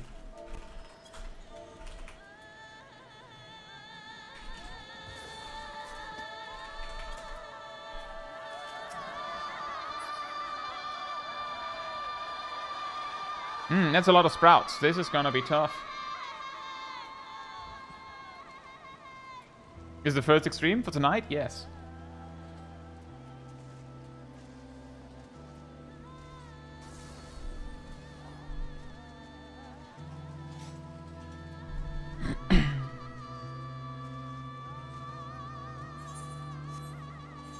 And yeah, of course it's Ramu. It's always Ramu. Yeah, that works, I guess. I'm hoping they know that they'll need to tank switch. Oh, I guess they do. That is the Dark Knight putting up those markers, by the way.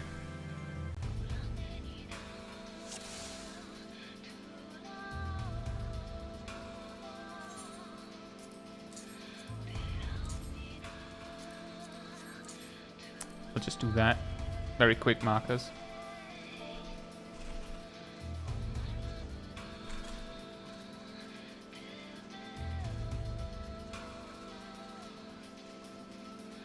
I mean, that's not incorrect, Ardell. MMOs are the kind of game where it actually really matters that like the average player has what they want to do in it, so that like, oh, that's gonna hurt. And so that they can, you know, have more people for everyone to play.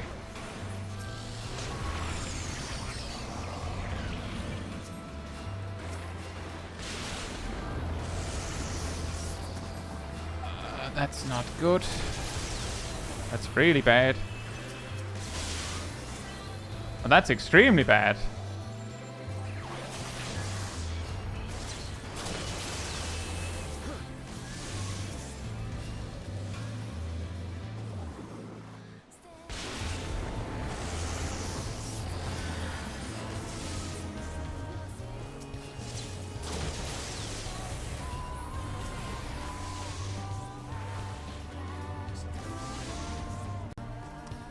Bruh.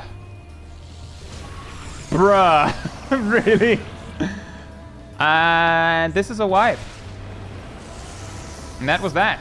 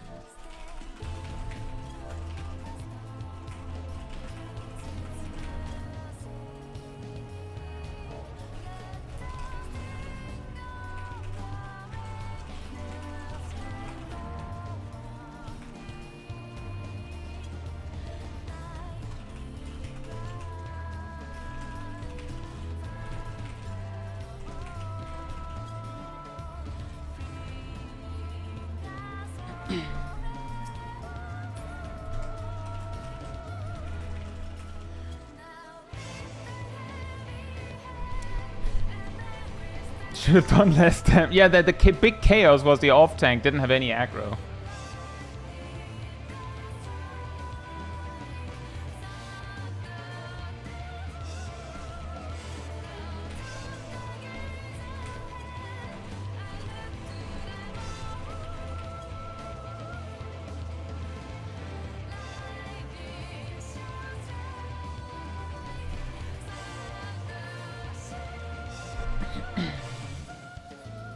Now the big question is whether everyone paid attention to that.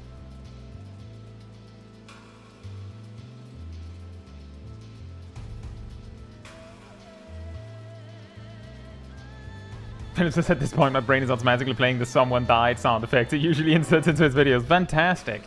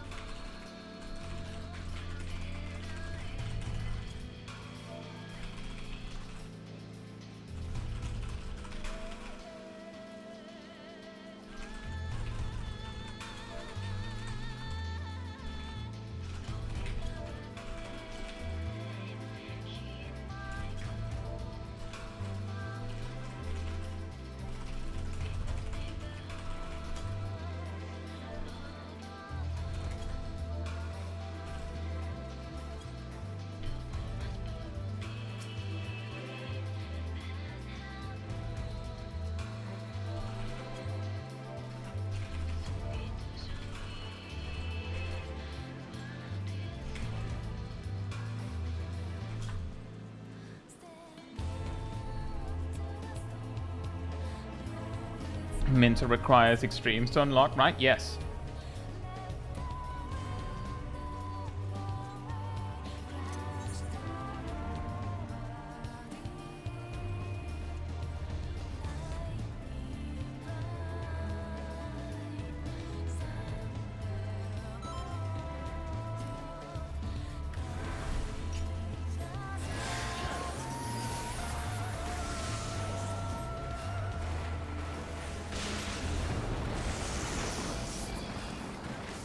Oh boy.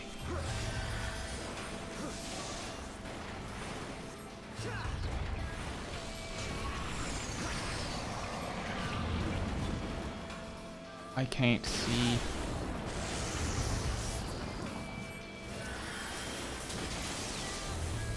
We had some overlap, but we also saved everyone. That's really what matters here.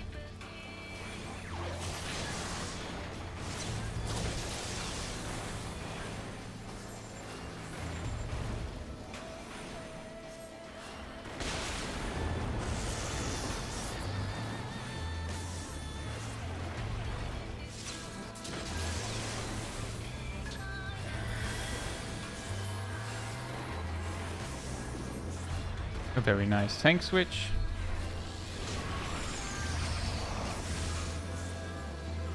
My co-healer has it. Very nice.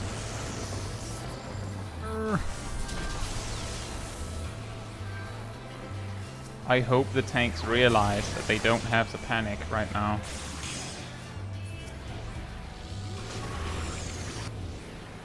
Oh boy.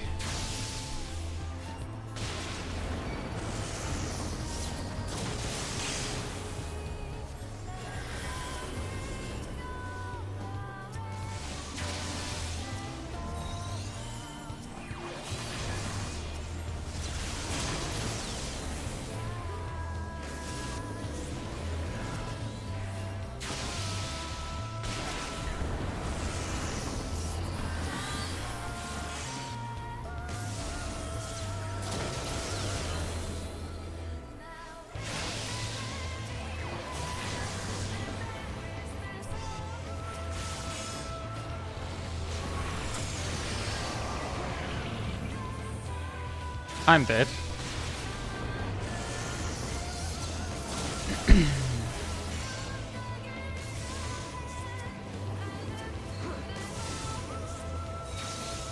Oh, nice. The healer teamwork. Oh,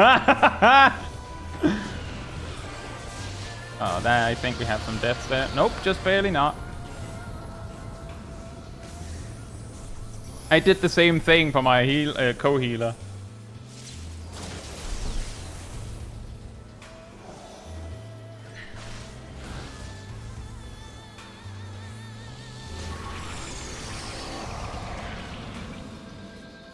Oh, this is gonna hurt. Oh. Might still be manageable. Astrologian just has to really focus. Uh-oh.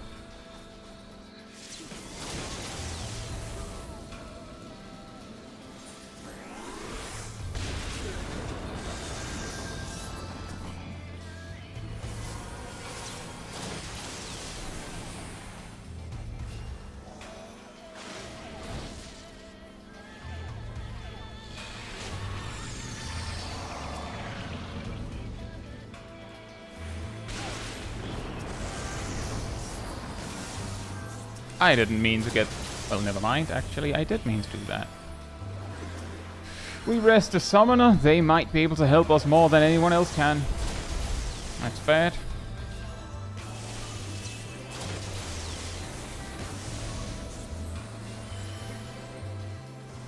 Oh! The tank did the right thing. They went and extended their buff at the expense of... you know. We have a problem here. I don't have any resources left at all.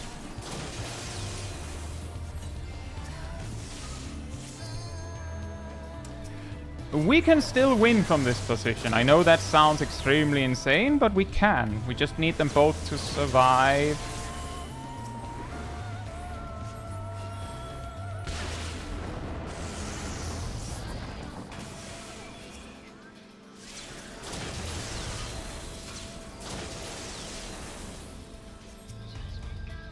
How did I get so many orbs? That was not intentional. Oh no. We have an invisible rolling thunder that just immediately killed the other healer when they got back up. And I can't heal myself because I managed to get too many orbs. And the other, the remaining tank has the same problem.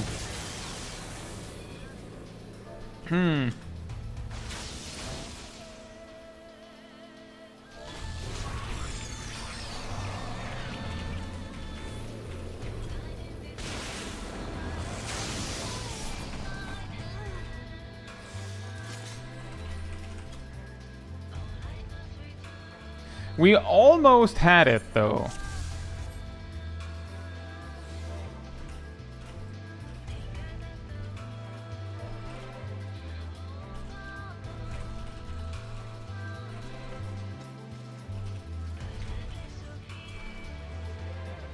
Lone Wolf says like 5 orbs spawned under you. Oh, that explains. Also, that's really random and weirdly glitchy.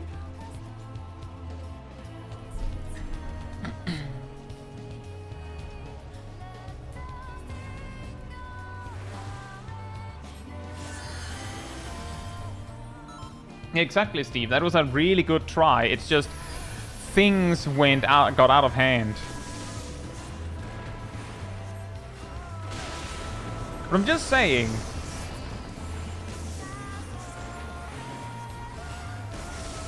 I think we're gonna have a tank death again. If they don't get it right really fast.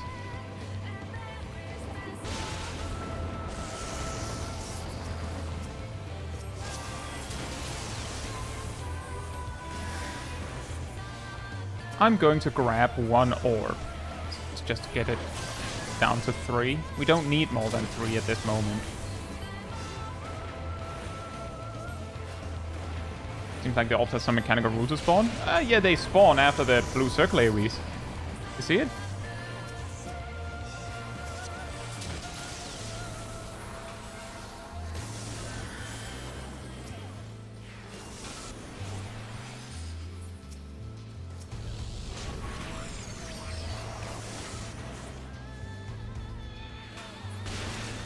That machinist is lucky that I knew that they were out of position. Like I had the mental space to just go and check where everyone was.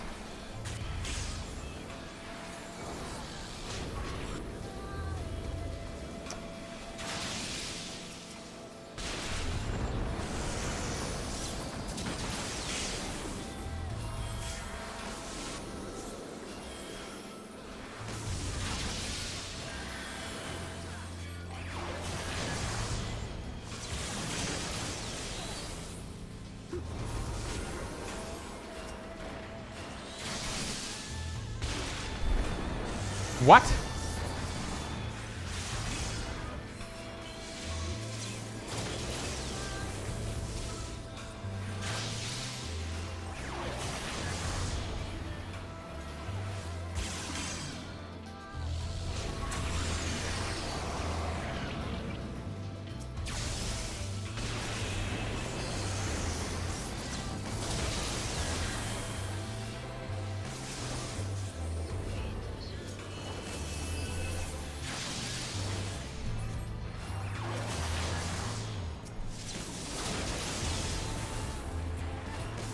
We have plenty of orbs. I should grab some. Whoa.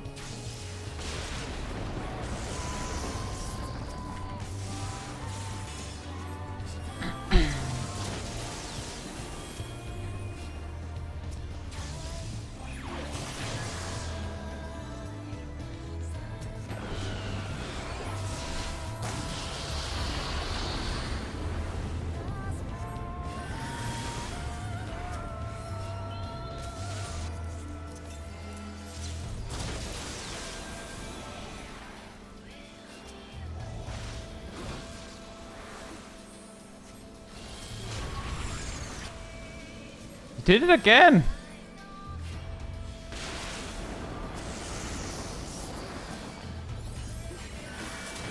And by it, I mean stepping away from where you're supposed to be.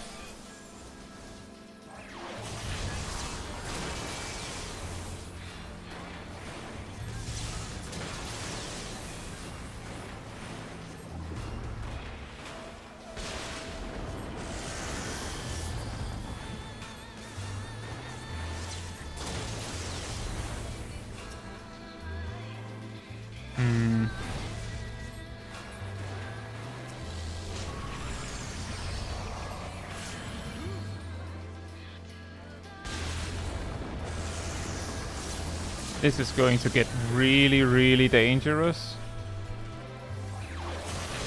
Okay, our Dragoon understood the assignment. The Machinist was not helping.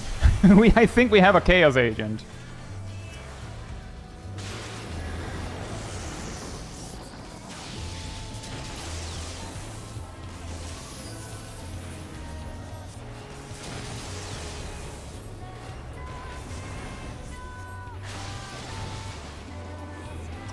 We don't have enough orbs, so that is pointless. We're gonna see some deaths, I think.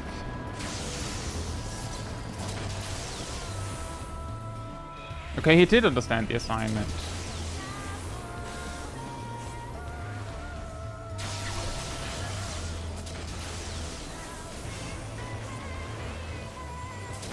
At least he was not... That's true. If both of them had started grabbing orbs, it would have been a problem.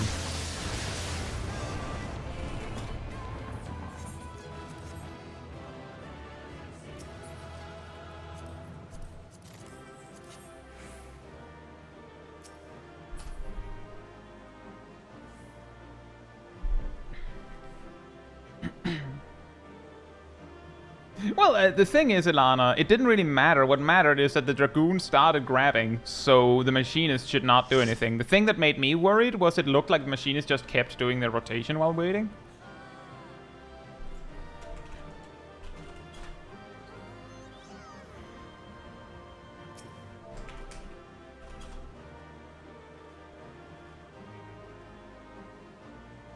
Like that was specifically what you should not do. Because it hurts so much, and he was this close. Do you think they should remove bait traits like Free Cure? I have actually videos on this specific topic. I got 6 commendations, I think. Yep, 6 commendations. The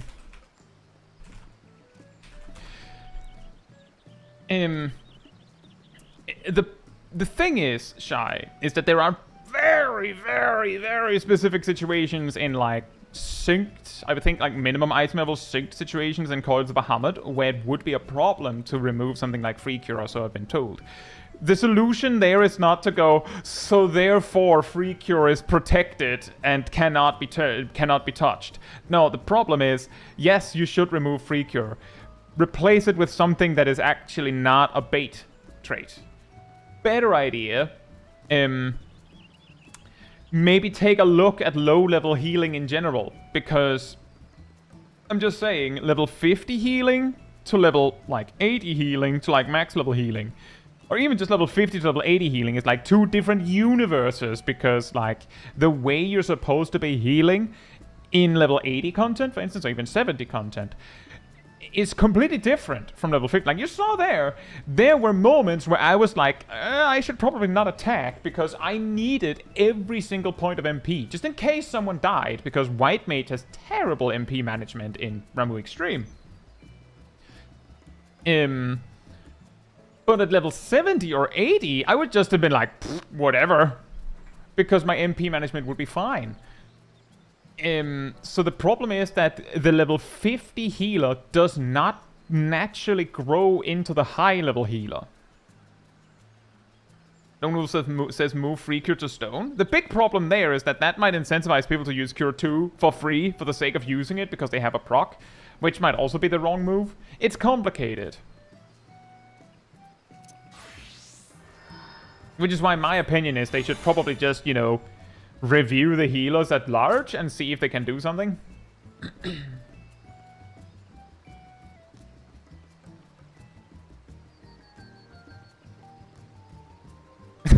Sorry, Blue Mage Danny. There's something stops me in using one of my, but I'm not going to look into that. But that sounds funny.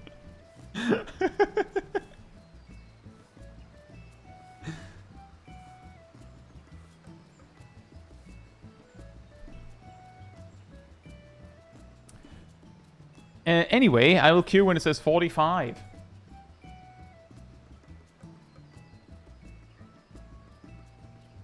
Maybe a trait that guarantees a crit heal. Los Doge, Astrologian's enhanced benefit is actually worse than free cure.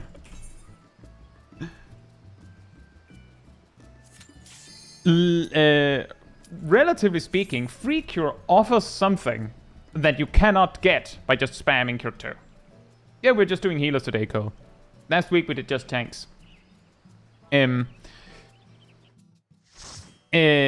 Enhanced benefit is just more healing. Oh, this is tied to normal. It's just more healing. And just casting a benefit 2 twice is going to be more healing than... Like, even if enhanced benefit was a 100% chance, ow, it would be better to just use benefit 2 twice.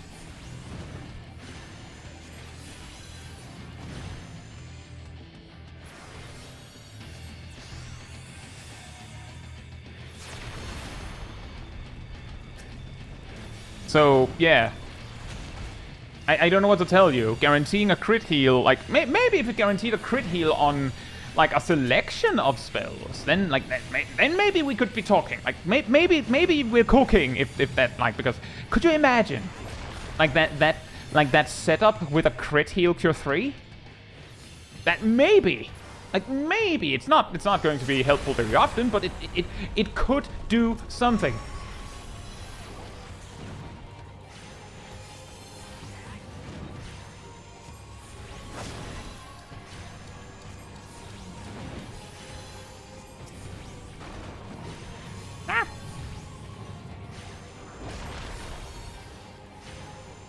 Yeah, exactly, as Necrophyt says, is that if you're lucky and get a free cure proc when quote-unquote you need it, I don't know when that is, but when you need it, it basically means that, you know, you get a free cure 2, which saves you a lot of MP. It, however, also, you know, means you have to cast cure 1, which is not, like, an amazing prospect itself.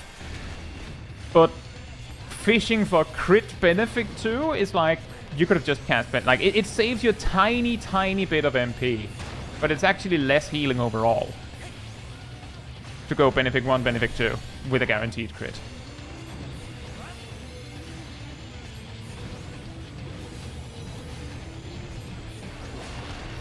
In an incredibly ironic twist,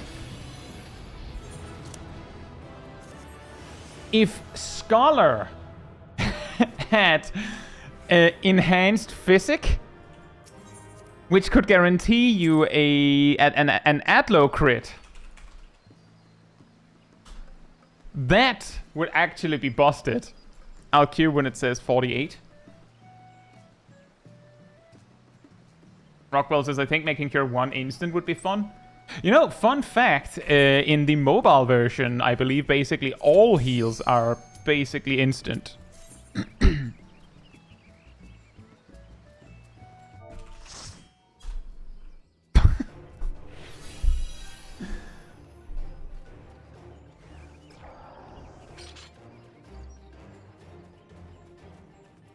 Yeah, wow.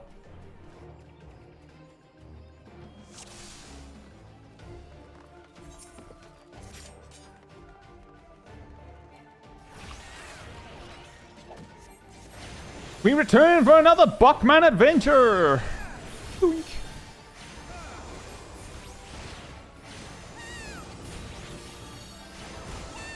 So no casting? Yeah. No casting Medica. I think S-Ice has like a 12-second cooldown or something crazy like that.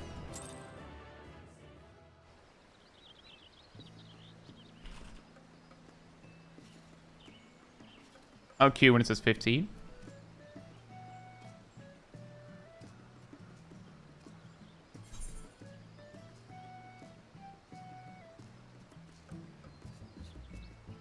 But yeah, basically, because there are like niche situations where something like free cure could be helpful, it's a little bit of a problem to just get rid of it.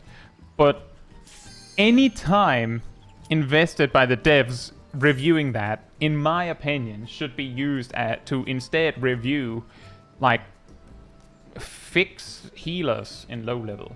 Like, I'm just saying, when I got Ramu Extreme there, I was like, I wish I was any other healer than White Mage. Because all the other healers are better in that specific level for that kind of content. Also, speaking of which, Extreme.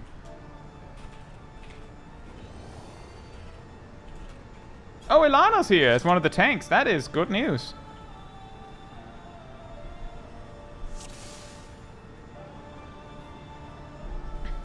Well, I guess we're giving it a go.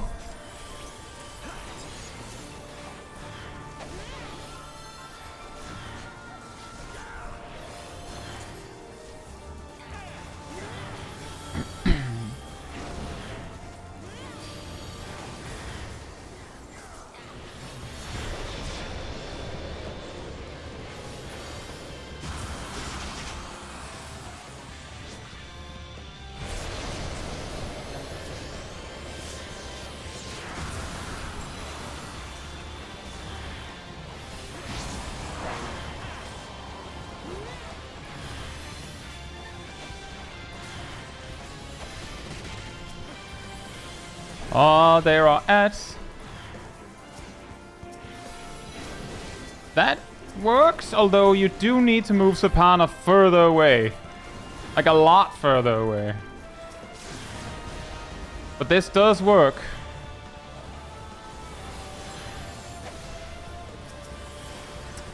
That doesn't work.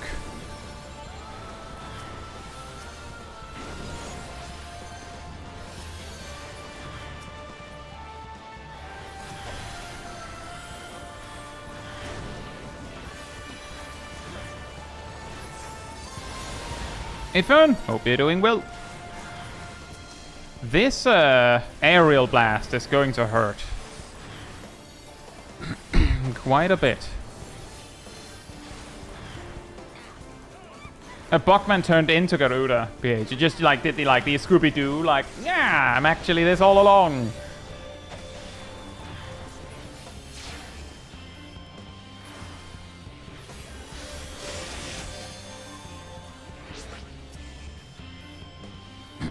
Yeah, you don't need to hide for that.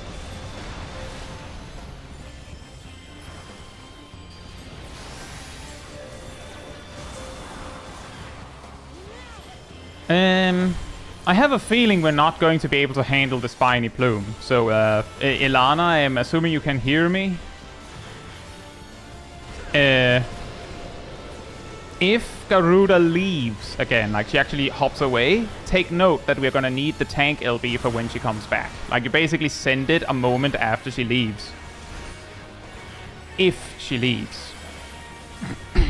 She leaves to come back to use the hardened, like the quote-unquote hardened rage. It's not a hardened rage, but it's, it's AoE damage that does crazy high damage that you need the spiny plume for.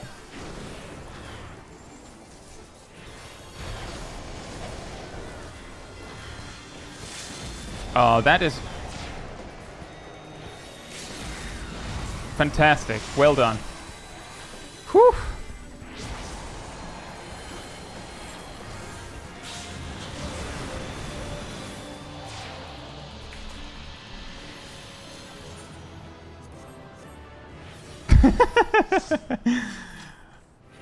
Good thing that the ranged physical LB was aborted.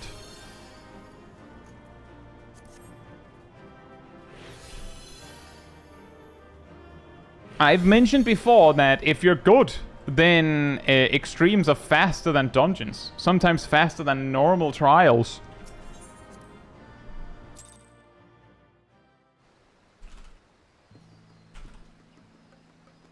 Under the armor extreme win? Exactly, win.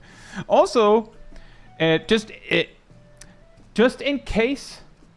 Is the dancer Ardell? I did not see. Was that Ardell? By the devs.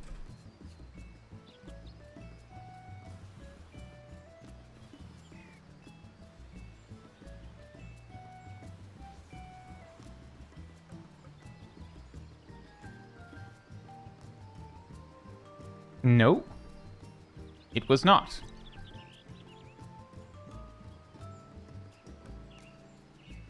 Ender says, why was Tanglebee needed there, I wonder? Did you see that most people survived with less than 25% HP? Ender Sackboy?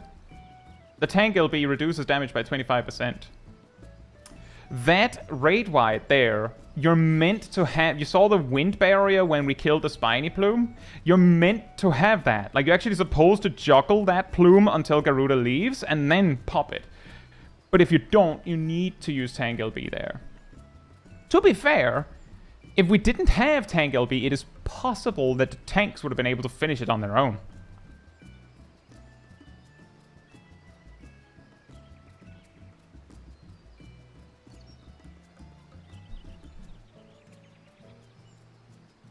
Hey Kitsora, hope you're doing well.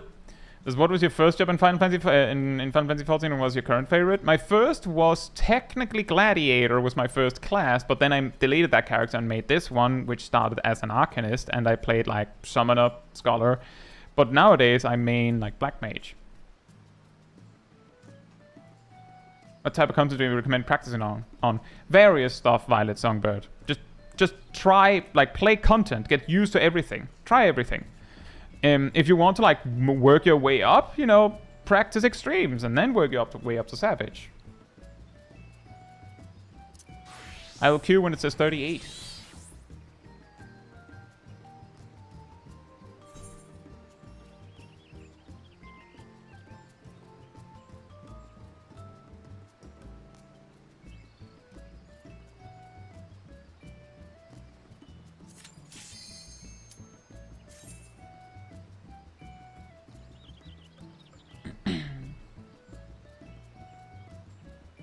But you're basically that tank LB, that those rocks are supposed to take some of the damage then, if I understand right. Yes, correct. If you have very few rocks left, then the aerial blast will just insta-kill you. Even with a tank LB, hypothetically.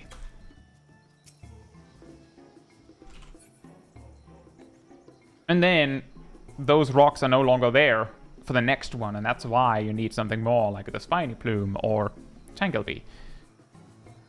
And the Tanglebee, like, I'm just saying, if the fight drags out for longer, which can happen, by the way, then my advice is... do the Spiny Plume properly. Like the first one. Because that one is like... There's no, like, Chirata and Sapana you need to worry about. You just have to focus on Garuda and the Spiny Plume. But if the fight drags on past that LB'd raid wide, a moment later she will spawn Chirata and Sapana again. Like shortly after she'll do it again. And then she'll also spawn another Spiny Plume. And if you still have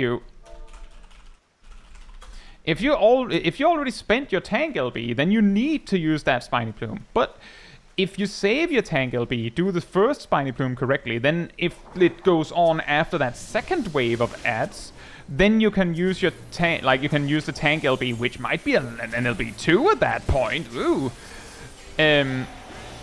You can use to fix that. And yeah, this is the second Brave Vlogs tonight.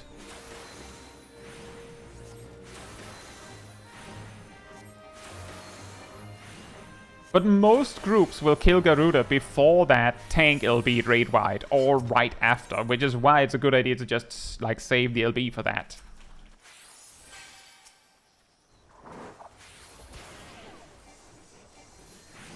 But yeah, if you need to go further than that, the phase that follows is more chaos. Like, way more of the same chaos, effectively. So you'd rather have the tank LB then.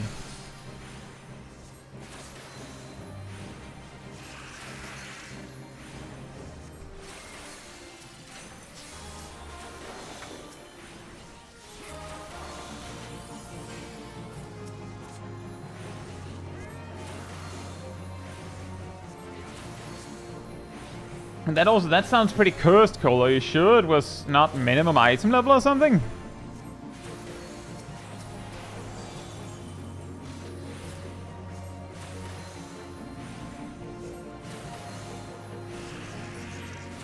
Would be pretty funny if you had just accidentally stumbled your way into a minimum item level no echo party.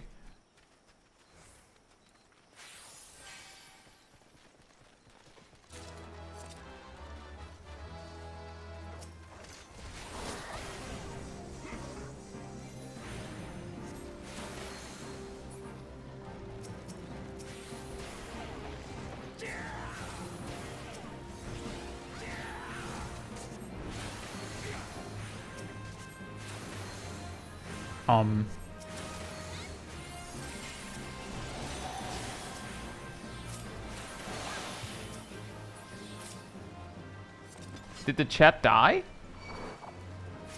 Weirdly sudden end. Never mind, it is not that. It doesn't change that I was still topping meters on Paladin. Fair point. Fair. Yeah, you win that time. That definitely is true.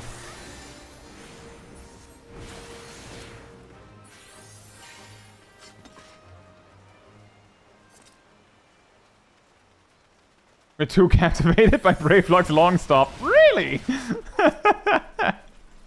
Maybe you fell asleep. Ah, Bravelock's long stop. Oh yeah, we're so engaged. Oh, so exciting. Can't get our arms down. It's so amazingly exciting. It's mesmerizing, yeah.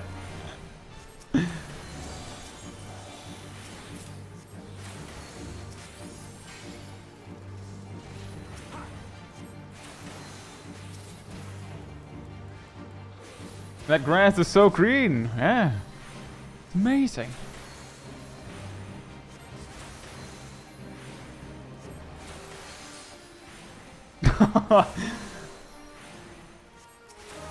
And that's the new challenge mode, Cole. Actually, that is sometimes what you deal with when you do mental roulette. That is actually sometimes the problem. I'm just saying, some of the players that leave on sight when they see an extreme in mental roulette is because they've had to deal with the special modifier known as Minsk minimum skill level. And that can be really frustrating sometimes.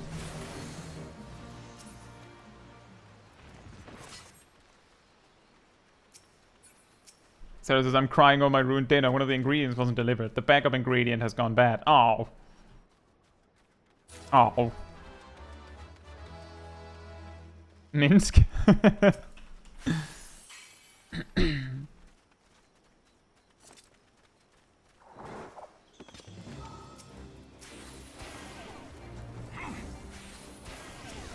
That's perfectly fine, Blue Mage Danny. Perfectly fine. Like, from my perspective, like, on the one hand, it might feel like, you know, cheating or something, or, oh, but, like, that's a little creepy or something. I don't really mind. Like, if you're cool about it, then I'm also cool about it. And on the bright side, it means that we're going to be, like, performing better for the Sprouts, right? The people that actually might need the help. Like, if you really think about it, I've talked up and down about the whole thing that mental roulette is technically not the Sprout call center. It's not. It's just that, like, you end up wherever you're needed, and it happens to often be Sprout groups.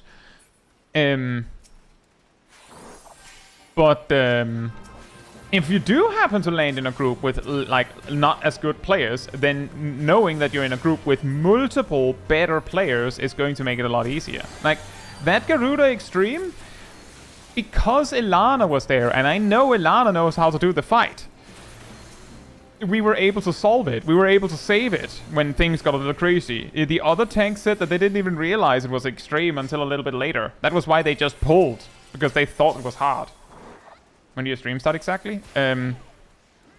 I have a stream schedule, but usually 17 GMT plus 2.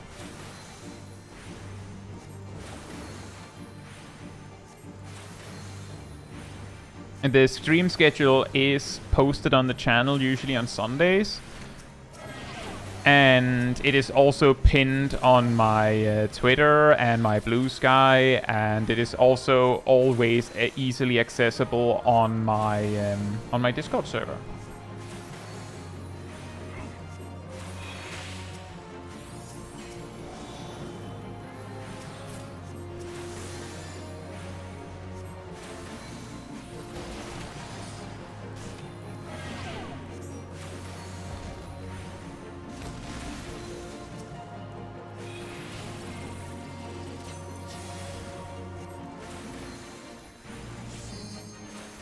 Thank you, Erdl.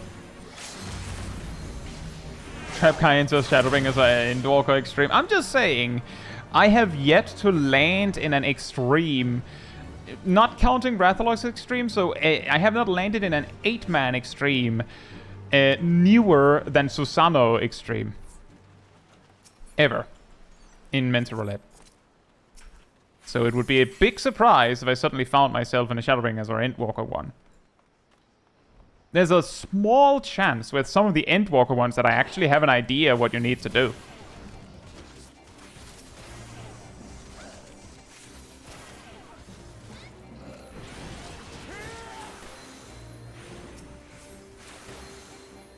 I believe so, Blue Mage Danny.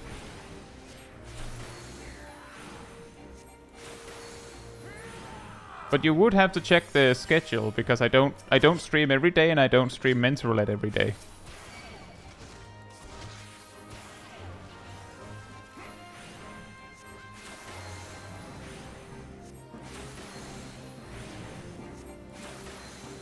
If free trial level is increased in 8.0, Shadowbringers Extremes could be a possibility. I mean, even with Stormblood ones being available, I don't see them. It feels like by the time you would be able to see them, people have sort of recognized that, nah, that's not like, nope, that's not happening. Like, it's straight up just not happening.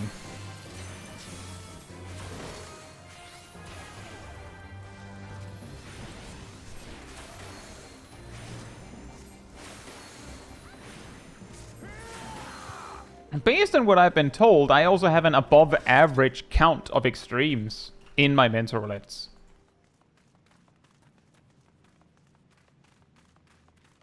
But I specifically do Mental Roulettes around this time because, well, from my point of view, it makes perfect sense for people to queue extremes at this time.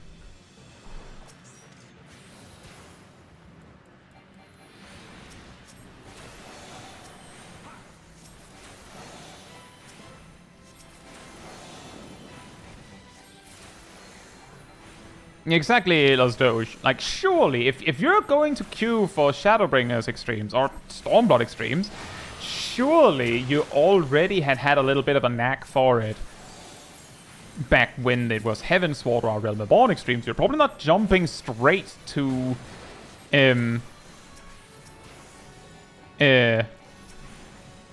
like Stormblood or Shadowbringers. Like, it'll probably be like a gradual process. And if that's the case, then you've probably realized that there are better ways.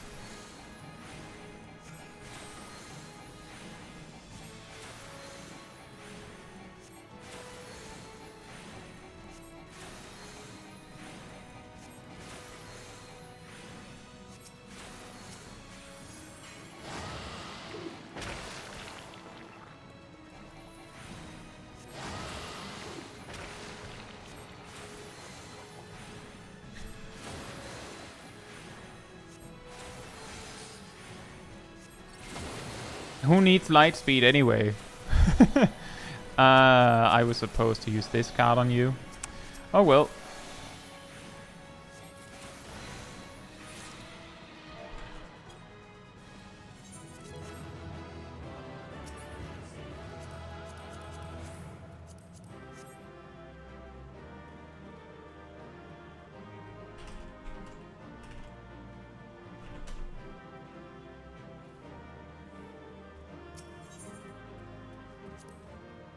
Could you imagine that, Lost Doge? I'm just saying, if you actually beat... Like, if you actually clear Dawntrail and then queue for a Dawntrail extreme, just remember that mentors are not getting roped into that.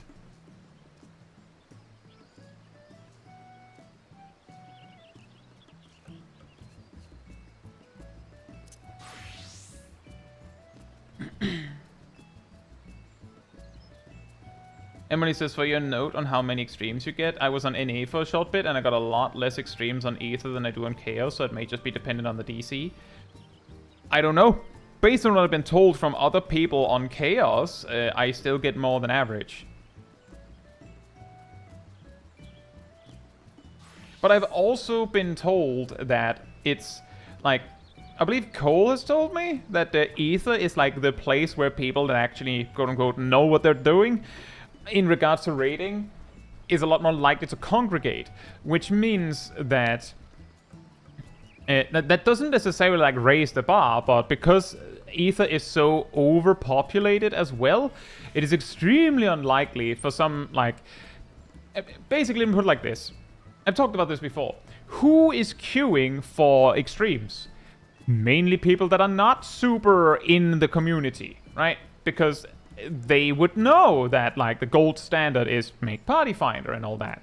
Like, they would know that it's actually not very normal to queue for this.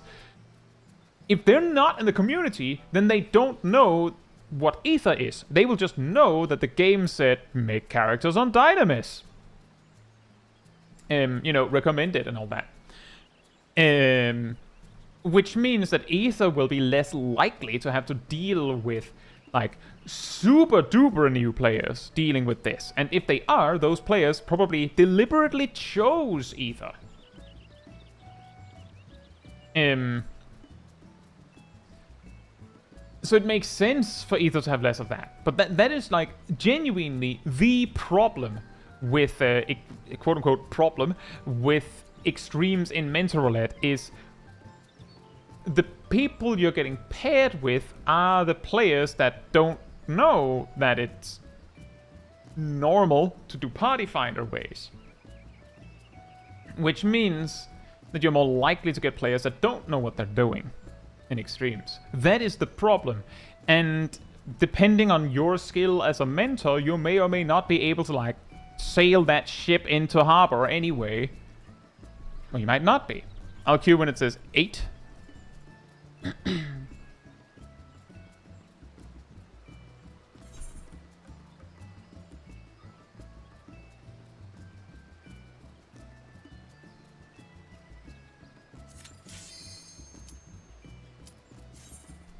Oh boy. Do we have another extreme?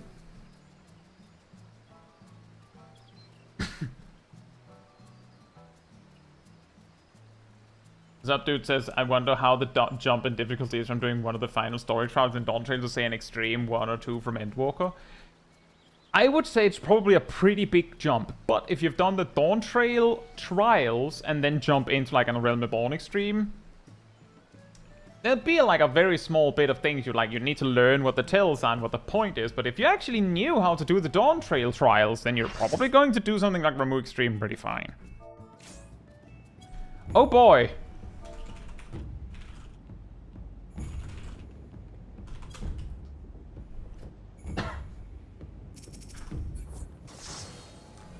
Well then. Well then. That machinist is the machinist from Ramu. He was also in the Garuda run.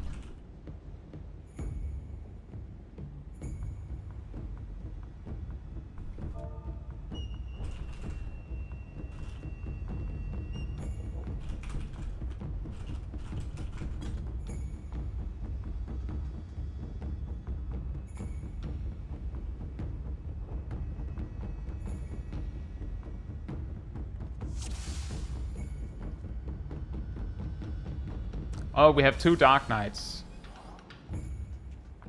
That's that's rough. That is rough.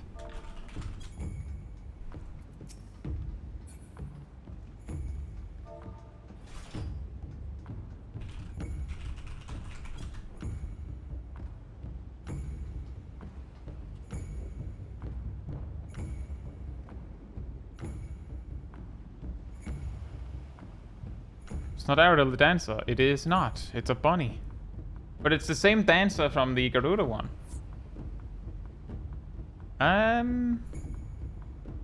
Did we just have a disconnect?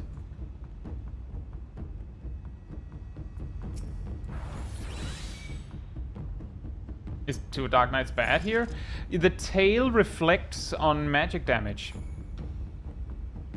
Edge of Darkness is magic damage. So every time the Dark Knight spends MP, get the smack back.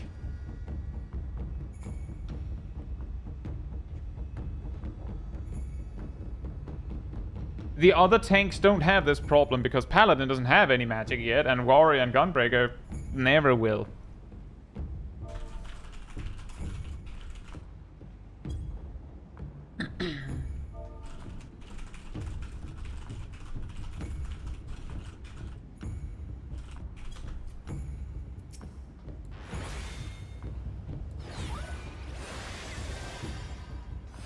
You could do that, Cole, but that would require them to, you know, mega teamwork, which they probably won't.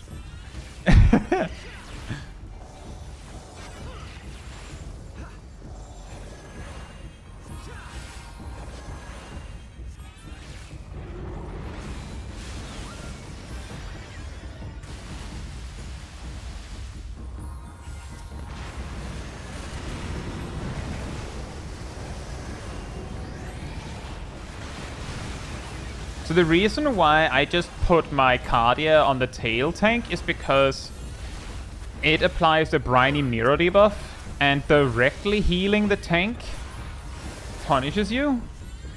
But Cardia is not direct healing.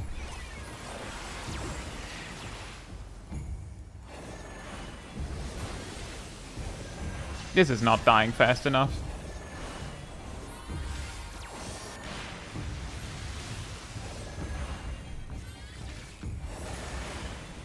It barely died fast enough, it seems.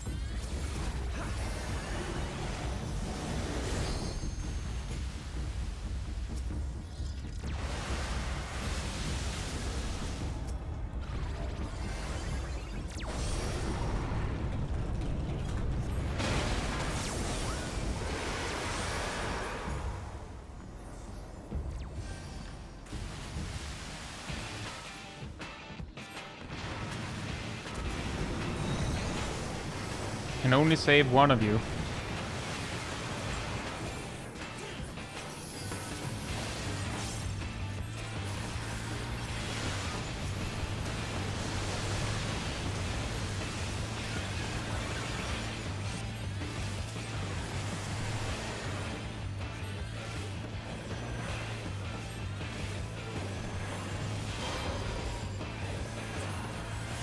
So I'm going to hold my damage to help with the ads faster.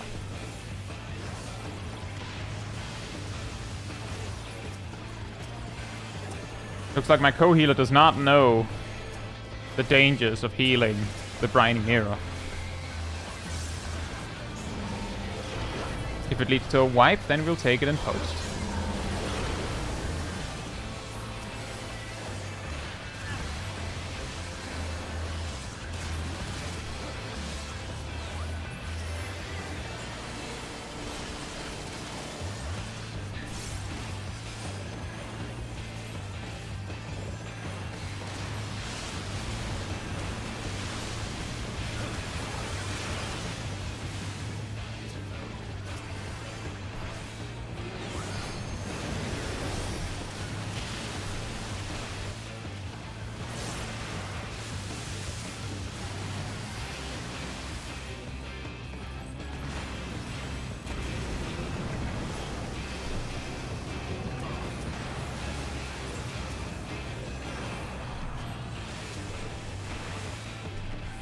Not sure if that is needed.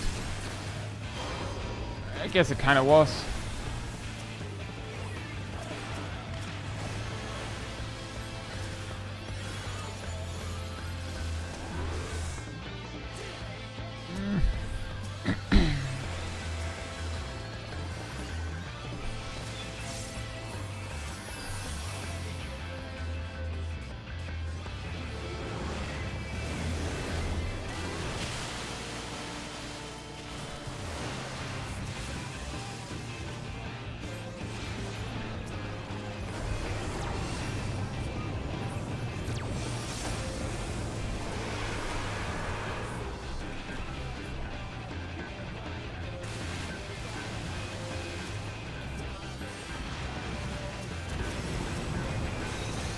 No!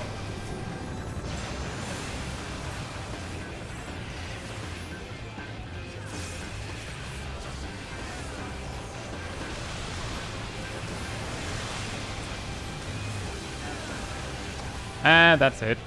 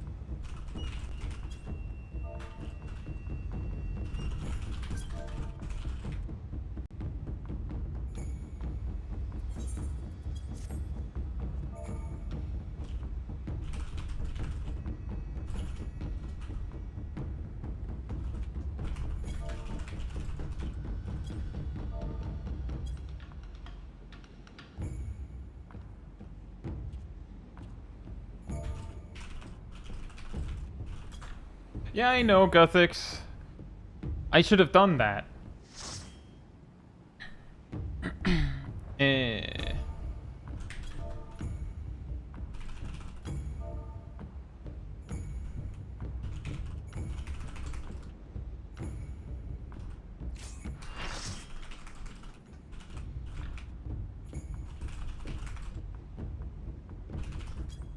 Oh, Naomi's here. Fantastic.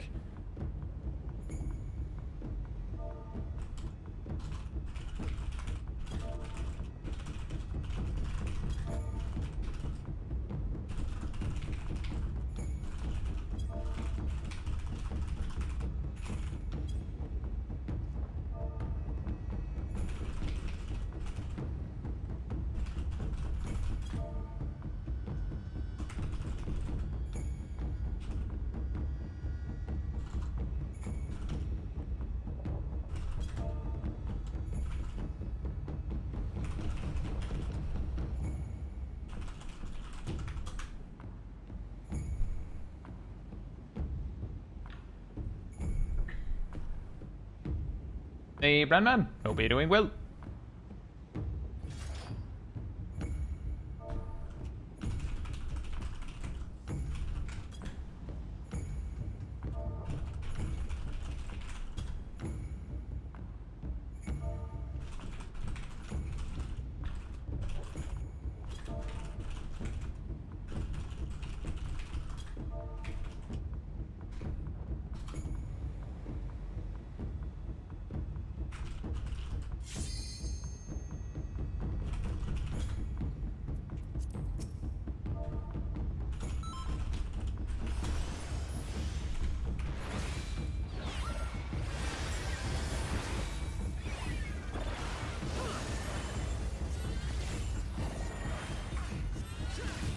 Yeah, we almost had it with only 7 players, by the way.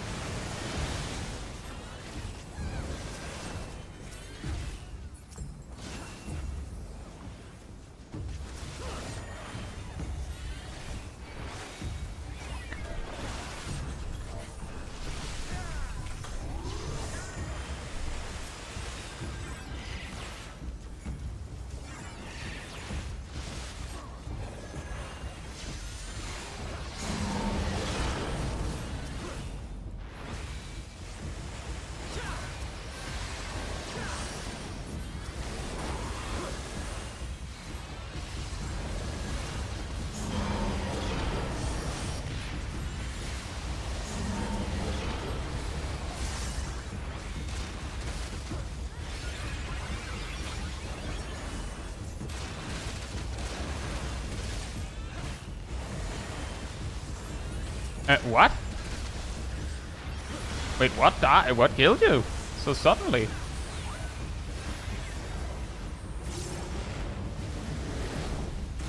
I'm like 99% certain that it might not actually... Whether I made it or not doesn't really matter. The converter was way too weak. Right, so more strategy needed.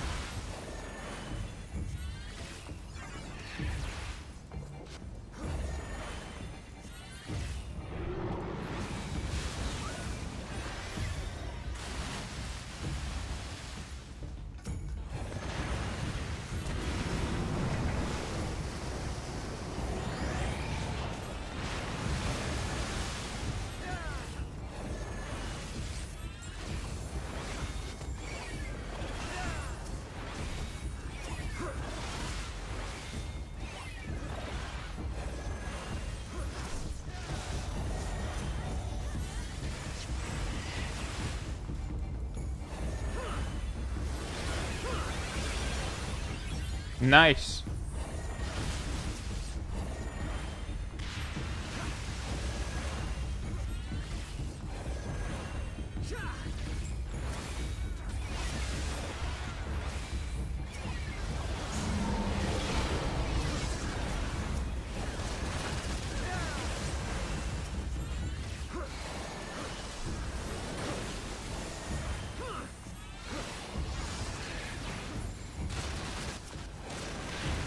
What? This again. It feels like it sneaks up on me. That's really frustrating.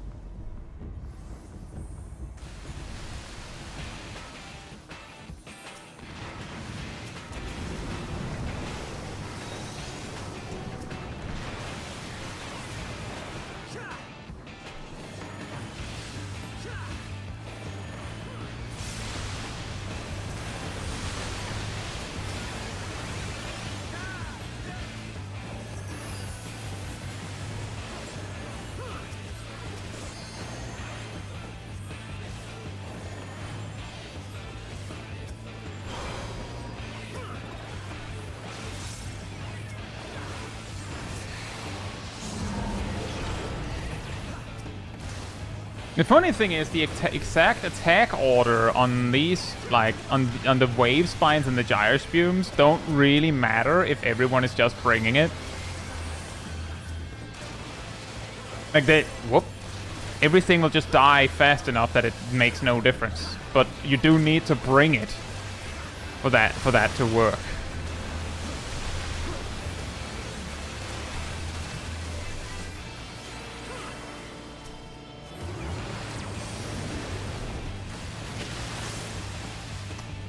I'm pretty sure he will not do the AoE because the elemental converter is not even available.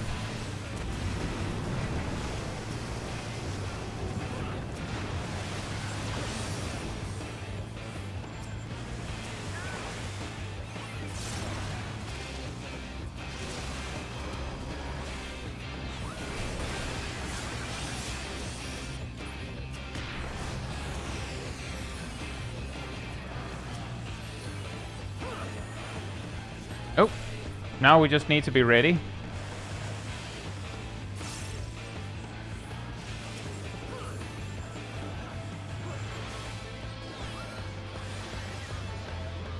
Next time he dives, he will actually require a response.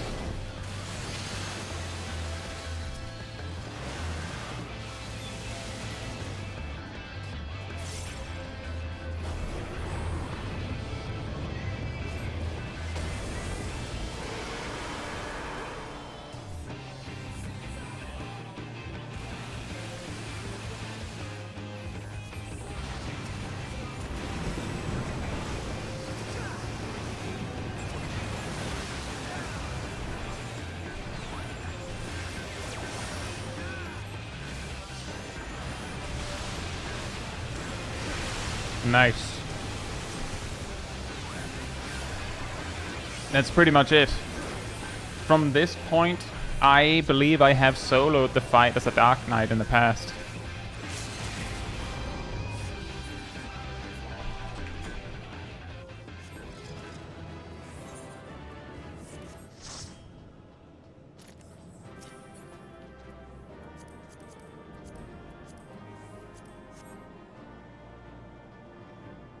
Very nice.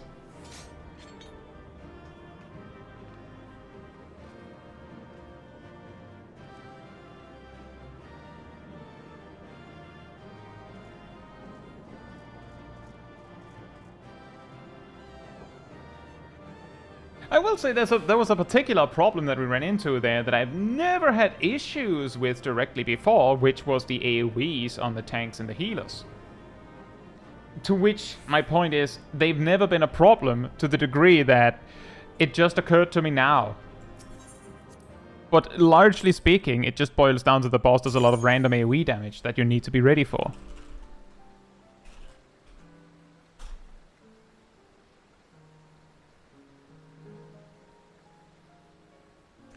Very nice.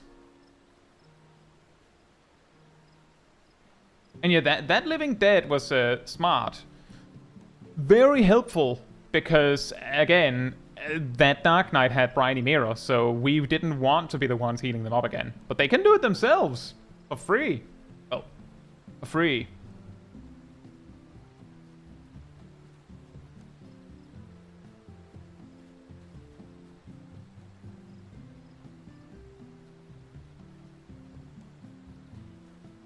But yeah, actually, Gothics, when we 3-manned Leviathan Extreme, which was 1 tank and 2 sages, that was actually what we did. Was when the Wave Tooth came in, we just spammed barriers to make sure that everyone had a barrier when Dreadwash happened. Because I believe it basically does 0 damage, but it has, it basically does close to 0 damage, or outright 0 damage. But if you have a barrier, it doesn't work. Which is really strange. Right! Well, we still have more time. The untelegraphed tank busters? Yeah. The funny thing with that... Thank you, Erdil. The funny thing with that is that I believe if you check like the console games wiki, you'll find that a lot of them, while they are untelegraphed tank busters, the boss has like a timeline where it's like, I do this, this, this, and then I tank buster, and then this, this, this, and then I tank buster. Which means if you know the timeline, you can just preemptively defensive up, which is even dumber. Like, if we're going to be perfectly real, like, that's really silly. Like, not only that, like, they're predictable, but only if you know. And you probably don't. The probability that you know is incredibly small. Anyway, I will queue when it says 8.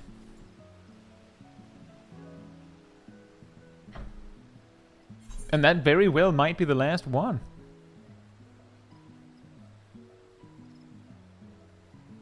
Unfortunately,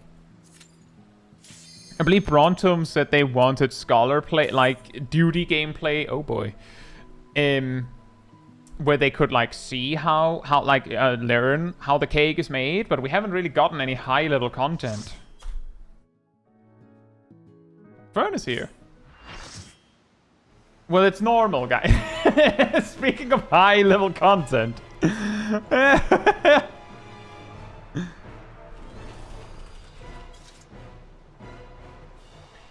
Danny's here.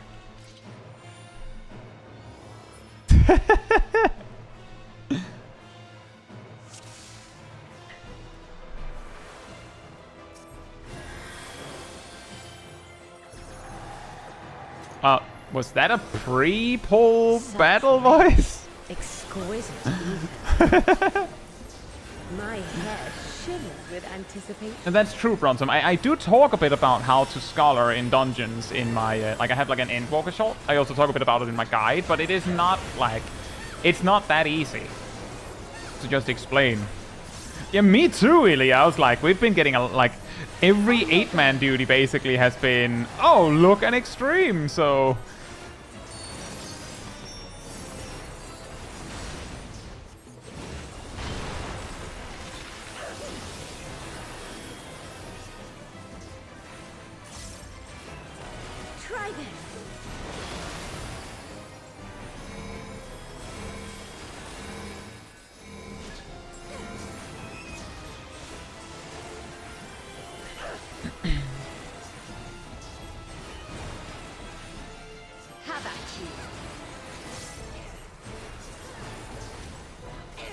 Yeah, I think I've mentioned this before, that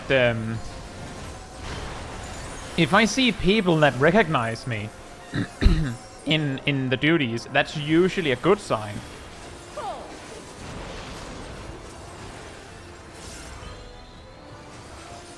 Speaking of good signs, guess who forgot to actually make proper use of their MP management tools?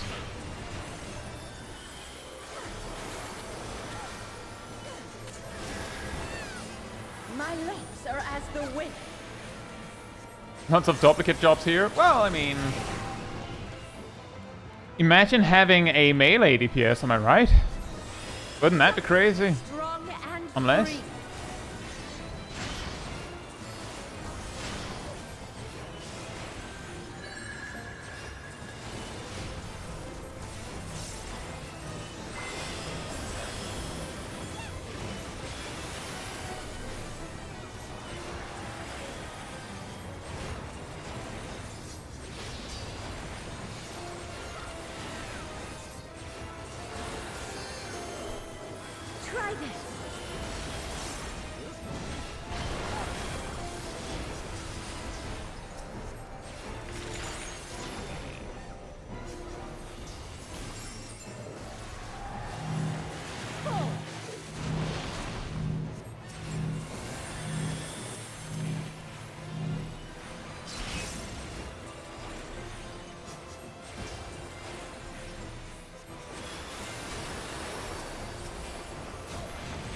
Who doesn't have a good 1k MP lucid dreaming? Yep.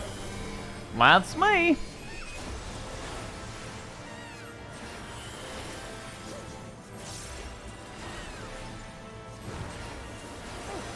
A fair wind blows. Good. Imagine it was an unfair wind. You feel it too, do you? No. No. I don't.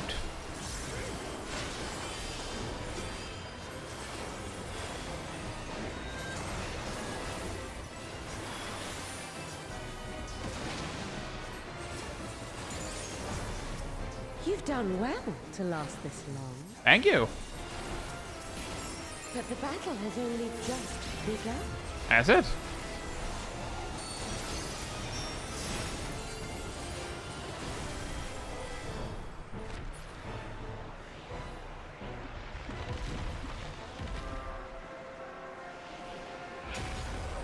Well, at least it was Ramuh hard, Ilana, and not extreme.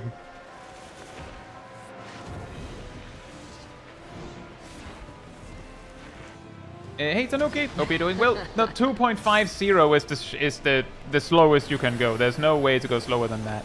The main reason is actually because the 2.50 GCD itself happens to perfectly align with the timing of your cooldowns and things like that. So if you could go slower, you wouldn't want to. You specifically really want to be exactly at 2.5.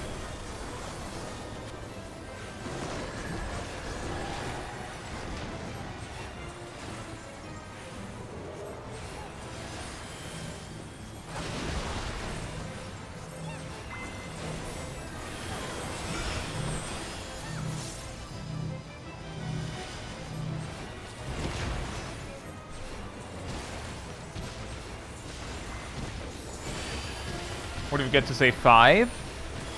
Well, I mean, let me put it like this. If you could go slower, you'd probably want like 3, but if you had 3, then you wouldn't be able to probably maintain your damage buff, which you wouldn't want, so you probably don't. Like 2.50 is actually just right.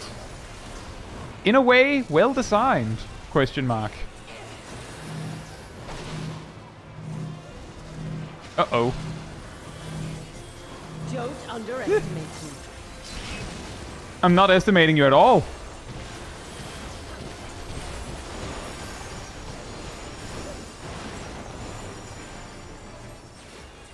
Feel my fury.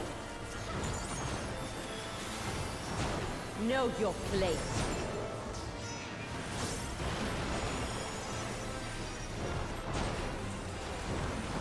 But yeah, Tanuki, don't worry about it. If you can't hit exactly 2.50, it's still better to have like better gear, like with more stats on it, than specifically having the perfect GCD. Which is, you know, as I say in my guide, item level beats everything.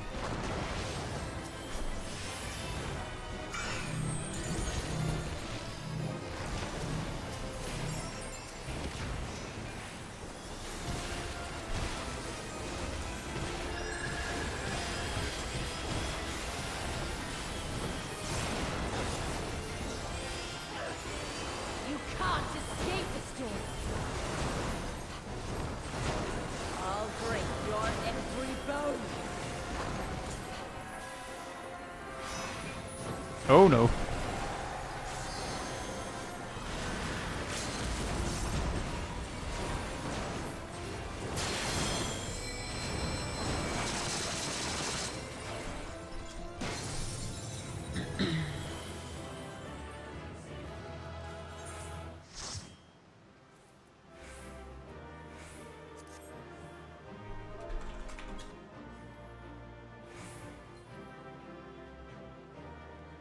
Just did Titan Extreme with the other Dark Knight. It was super fun. Great.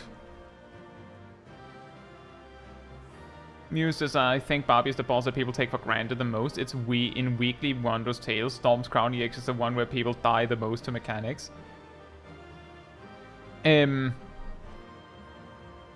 Usually, if I see something like Barbie Extreme in my Wondrous Tales, I'll just do something other than that.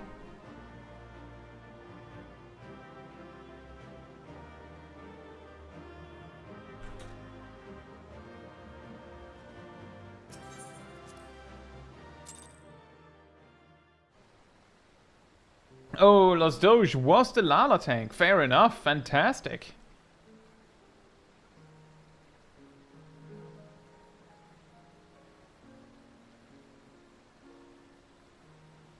That's good, Tanuki. I will say, once you've tried playing Dragoon on 2.50, you'll and like gotten like just nailed it, having some other GCD is going to really mess you up. It's going to feel weird.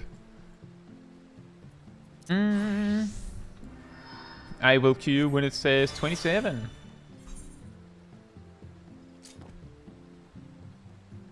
I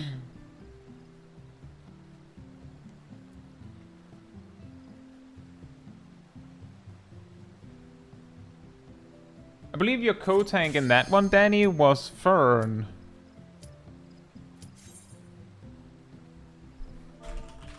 Are we back in guild test? Yes, we are back in guild test. Is that priority still the same? strength directed than determination. You should go for crit. And then, like, even amounts of directed and determination, with determination slightly higher. That's pretty much it. Basically, Tanuki, if you have a gear piece that has crit on it, you want that. Pretty much. There's a furnace here as well.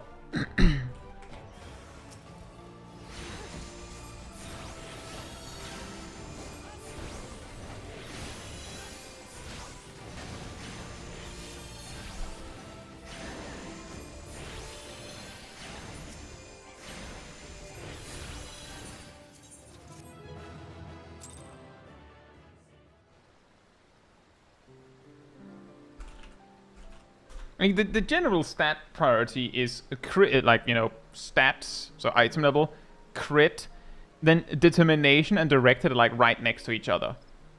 Like, determination is like a smidge higher. And then, like, at the bottom is like, you'll take skill speed if there's nothing else, but you'd rather not for Dragoon and for some other jobs. Well, the reason, actually, Tanuki, let me explain that.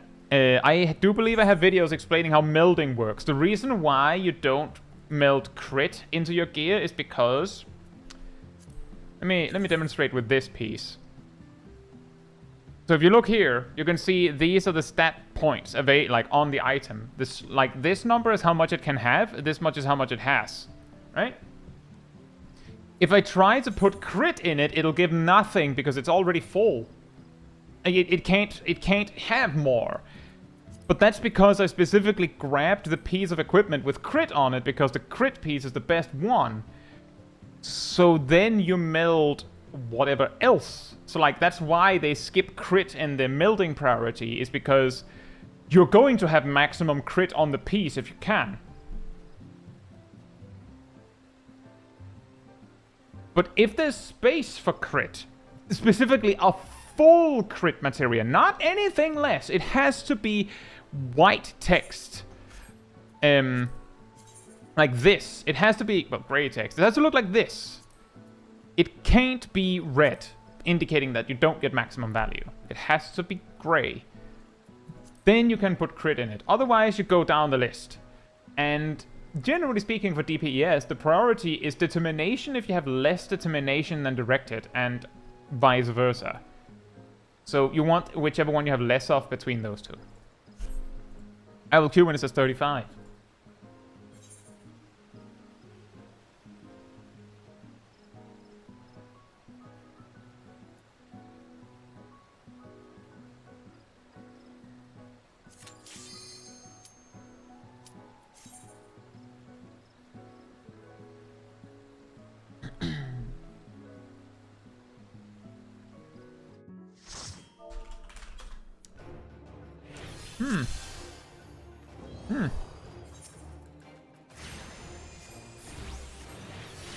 What is mental roulette? Basically, it's like a random roulette.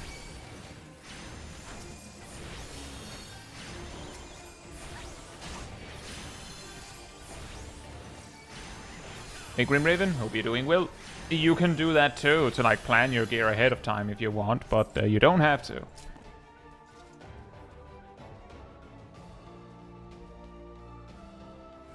And exactly as Rockwell says, the same priority of the whole like crit determination directed thing works the same for tanks and healers. It's just that tanks and healers don't have directed on their gear, so usually they have way less directed than determination.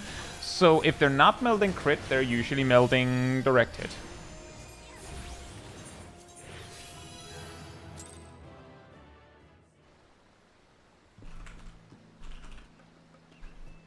I'll queue when it says 5.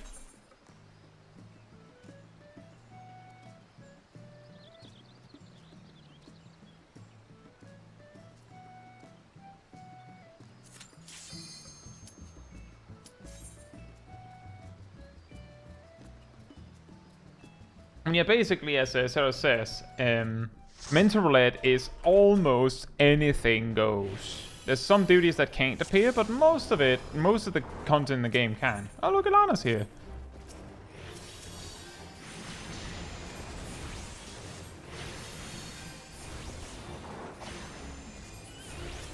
The things you can't get are Savage Raids, Current Extremes, and Ultimates. You also can't get Chaotic, but I suppose that's kind of implied. Uh-oh.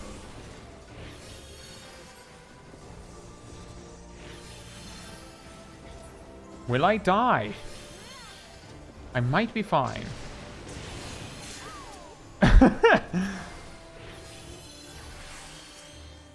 That's a very extreme way to wake someone up. Just a bomb in the face.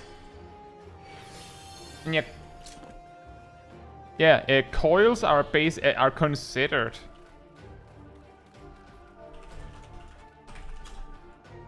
Are considered savage.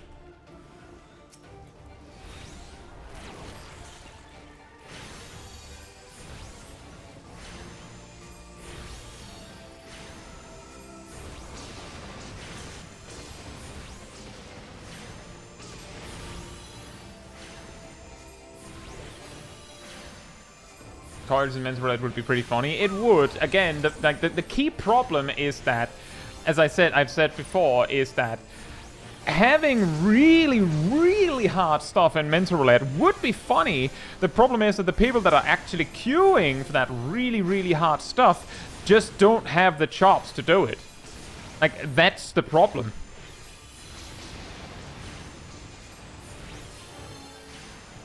Like, actually, the coils of Bahamut are way harder than, like, Realm Reborn extremes.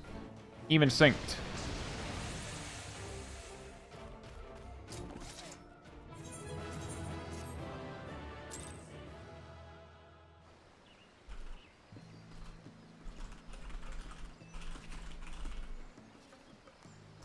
Right, I'll queue when it says 5. One last one. Oh, that's true, Los Doge. You cannot get PvP in Mental. Imagine if you could. That would be weird.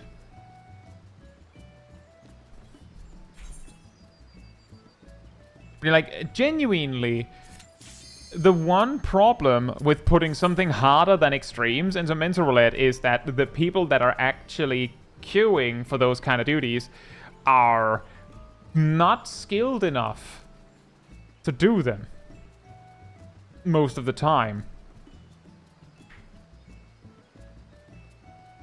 Like, that's the problem, specifically.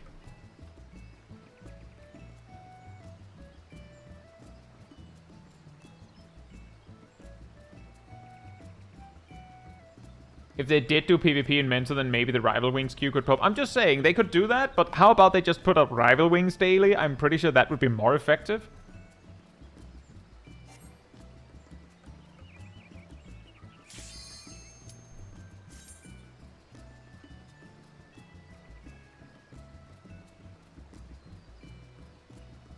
Oh boy.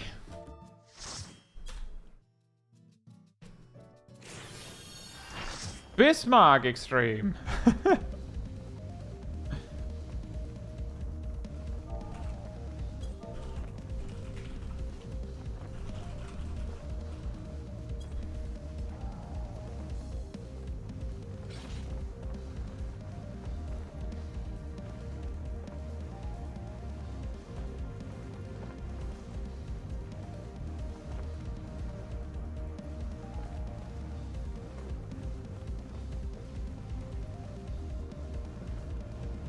Hey, Candy Bar. Hope you're doing well. Yeah, Candy Bar is the samurai here.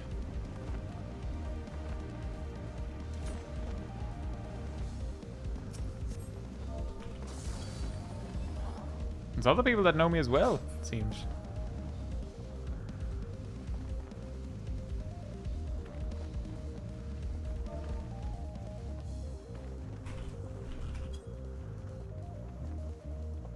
Hey, DLA. Hope you're doing well.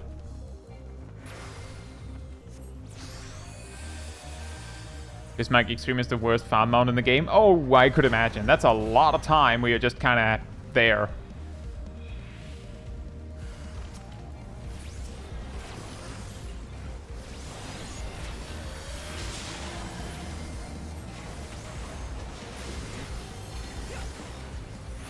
That's nice, dear man. Whoop.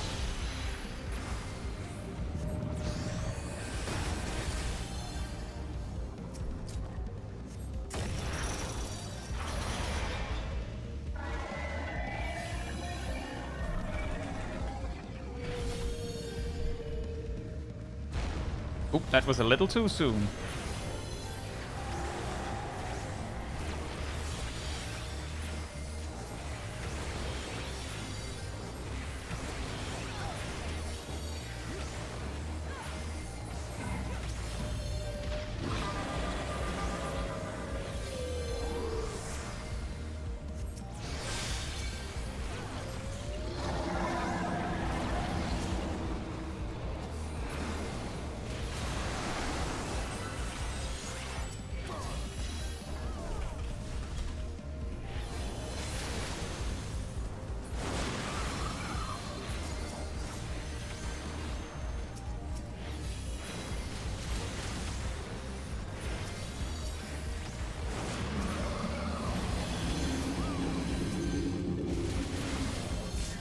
I didn't make it.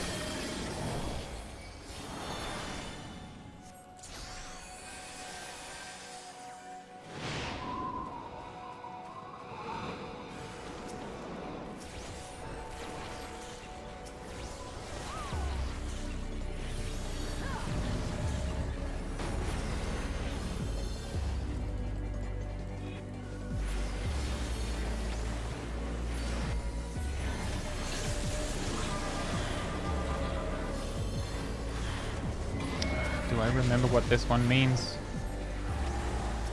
I don't. That's not good. I'm pretty sure you need to kill the blobs in this one. Is that the knockback one? It is. That was really lucky.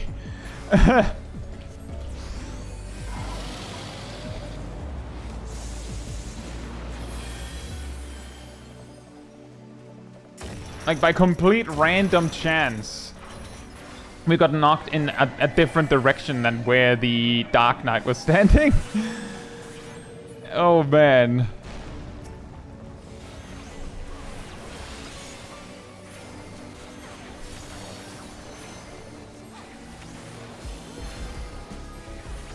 I don't think we can set this one.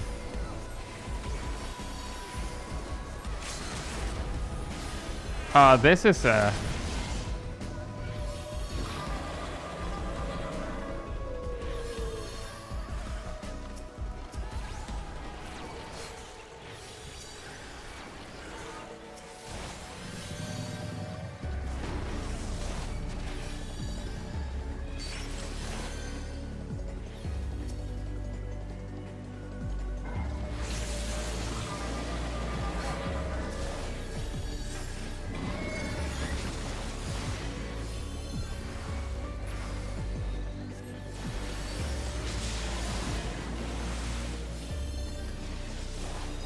I believe this is the one where you don't attack the blobs.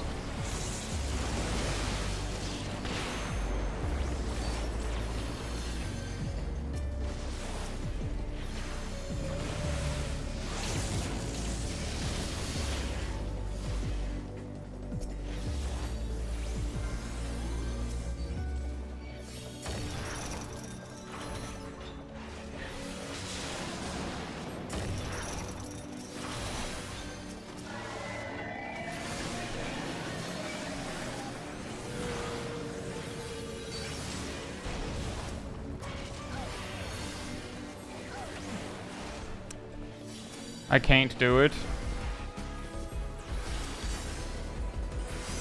The turbulence is too strong.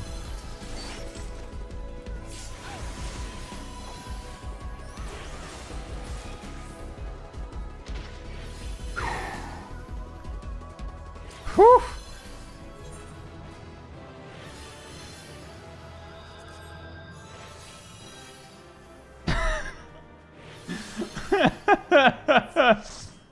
And that is why you don't greed.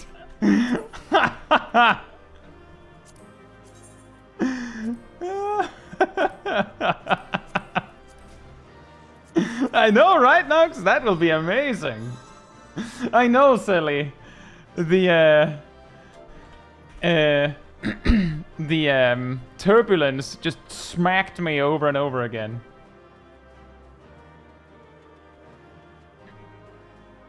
But then I realized that we would have to go a whole nother round if we didn't get it right then. And I don't actually know if there would be time for another round with that many dead. What's really good is like both of the tanks recognized that there was something more important. That is why one of the like AH here hopped over later, I think, is because if you leave the island with boys on it, they will just start hitting the island. So you need to leave a tank behind to tank them.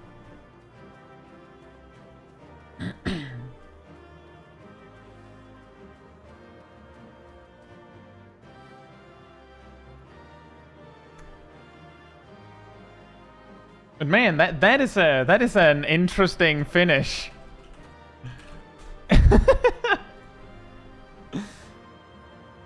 Always go for the greed. I'm just saying that it was saved because one person didn't greed.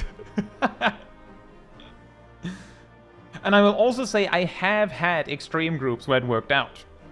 Although to be fair, I'm pretty sure that group, we wiped to the serpent phase. So we had 5% echo already.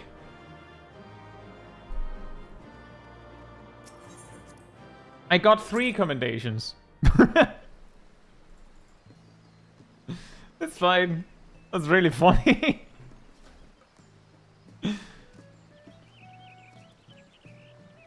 It's really funny. Better than finishing on guild test spam. Where do you even see echo?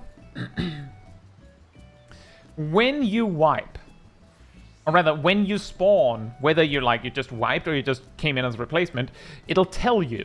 It'll like show in a message what your echo is. It'll also show a special buff that looks like the silhouette of someone doing this, with like a flash of light in their chest. It doesn't say how much, but that's it. And it'll also print in the chat how much percent it is, assuming you don't have system messages turned off. And the way that echo works in non-raid content, so trials mainly, is that if you wipe after 3 minutes of an attempt, so you have to be in combat for 3 minutes, it will give you a stat boost of 5% more max HP, 5% more damage done, and 5% more healing received.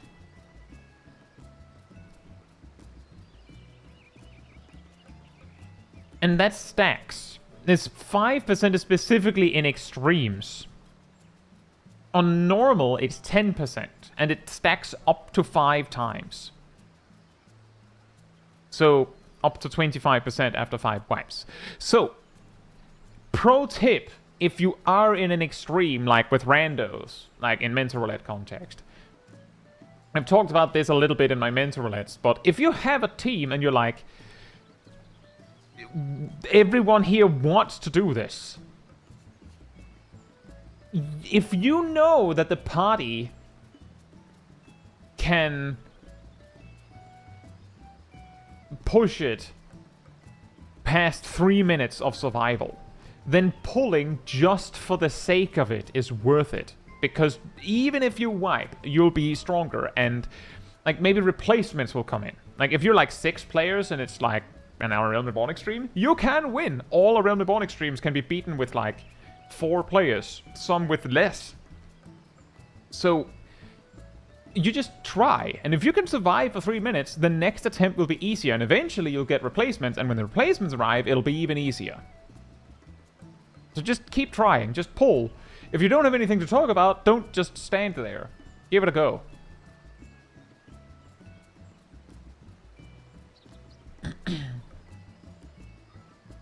Hope Squeenix doesn't see this. I'll think Scholar's OP and start nerfing my job. I'm actually pretty sure. Did I not get a random crit low in that, like, desperation move there at the end? I think I did. I'm glad to hear that, Danny.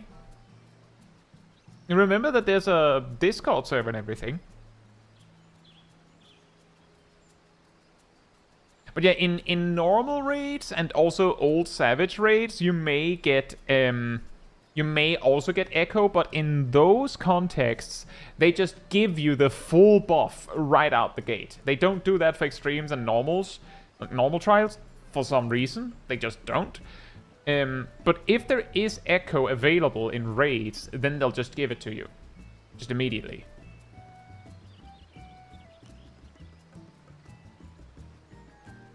But the indicator appears when you start, or after each wipe.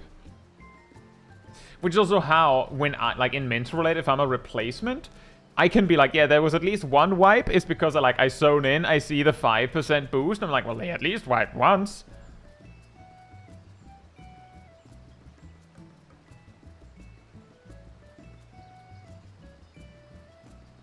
Yeah, the Eureka is quite interesting because they buffed it a lot so that it's not a big deal to, like, do stuff alone.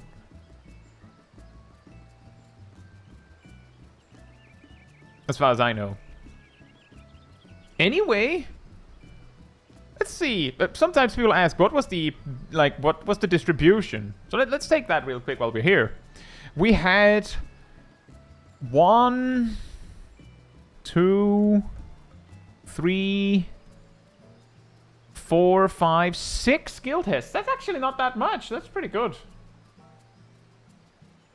And all things considered, my recent results should have said that we should have at least gotten 10 by now. Then we got 1, 2, 3, 4, 5 leveling dungeons. And 1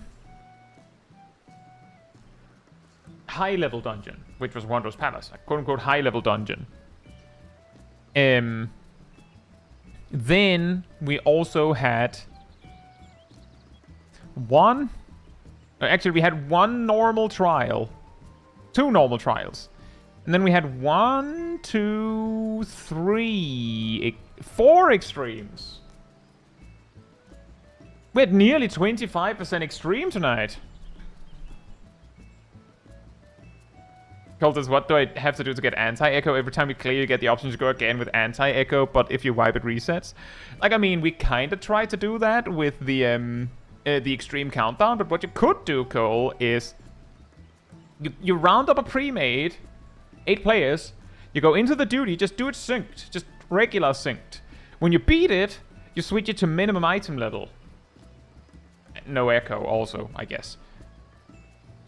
Not that that should matter. Like, if you wipe, it's over, right? Then you beat it again. Then you take one of your rings off. You beat it again, you take the other ring off. Then you beat it again. Like, you just gradually take off the accessories. And then, when you beat it again, you just start to take off armor. Or replace it with glam, you know, modesty. And finally, you'll just have a... Yeah, exactly.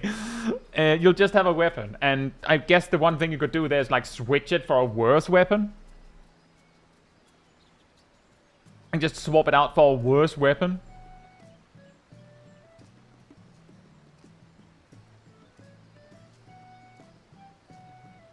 Yeah, the key there, Danny, is to, like, work at it. It'll take a long time if you only do one once in a blue moon.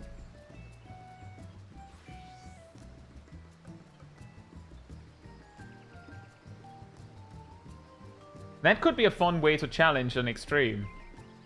I wonder how you make that in a... how you sell that using words that wouldn't cause problems on YouTube.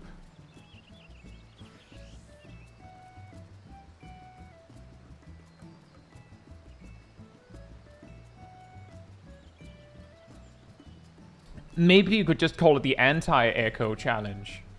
Maybe that'll be good enough. Maybe people will be curious enough to check it.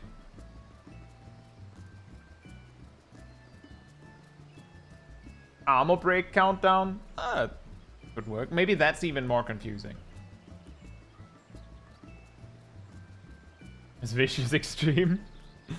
Anyway, if you enjoyed this particular stream, it helps me a lot if you leave a like on it here on YouTube. You know, tell the algorithm this was an enjoyable stream, like other people to enjoy it as well. So thank you so much in advance. And if you'd like to be part of the Discord community server, there's a link right there in the chat. There you'll find the weekly schedule where you can see what else is coming up in the coming days. I usually update it Sunday or Monday. You'll also find the announcement room with links to videos and streams when I put them out. And if you grab the reminder role in the role assignments room, you'll get a notification whenever I post a video or stream, as well as an extra one around 15 minutes before stream starts, so you can catch it right when we go live.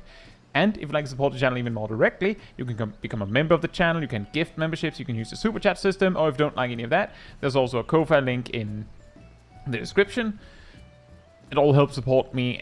It's also there in the chat from Aradel. It all helps support me and the channel directly, so I can focus on doing stuff like this with all of you. So thank you so much for the support. But that'll be all from me tonight. So good night, good morning, afternoon, or evening, depending on where you are in the world, and I hope to see you all very soon. Bye-bye!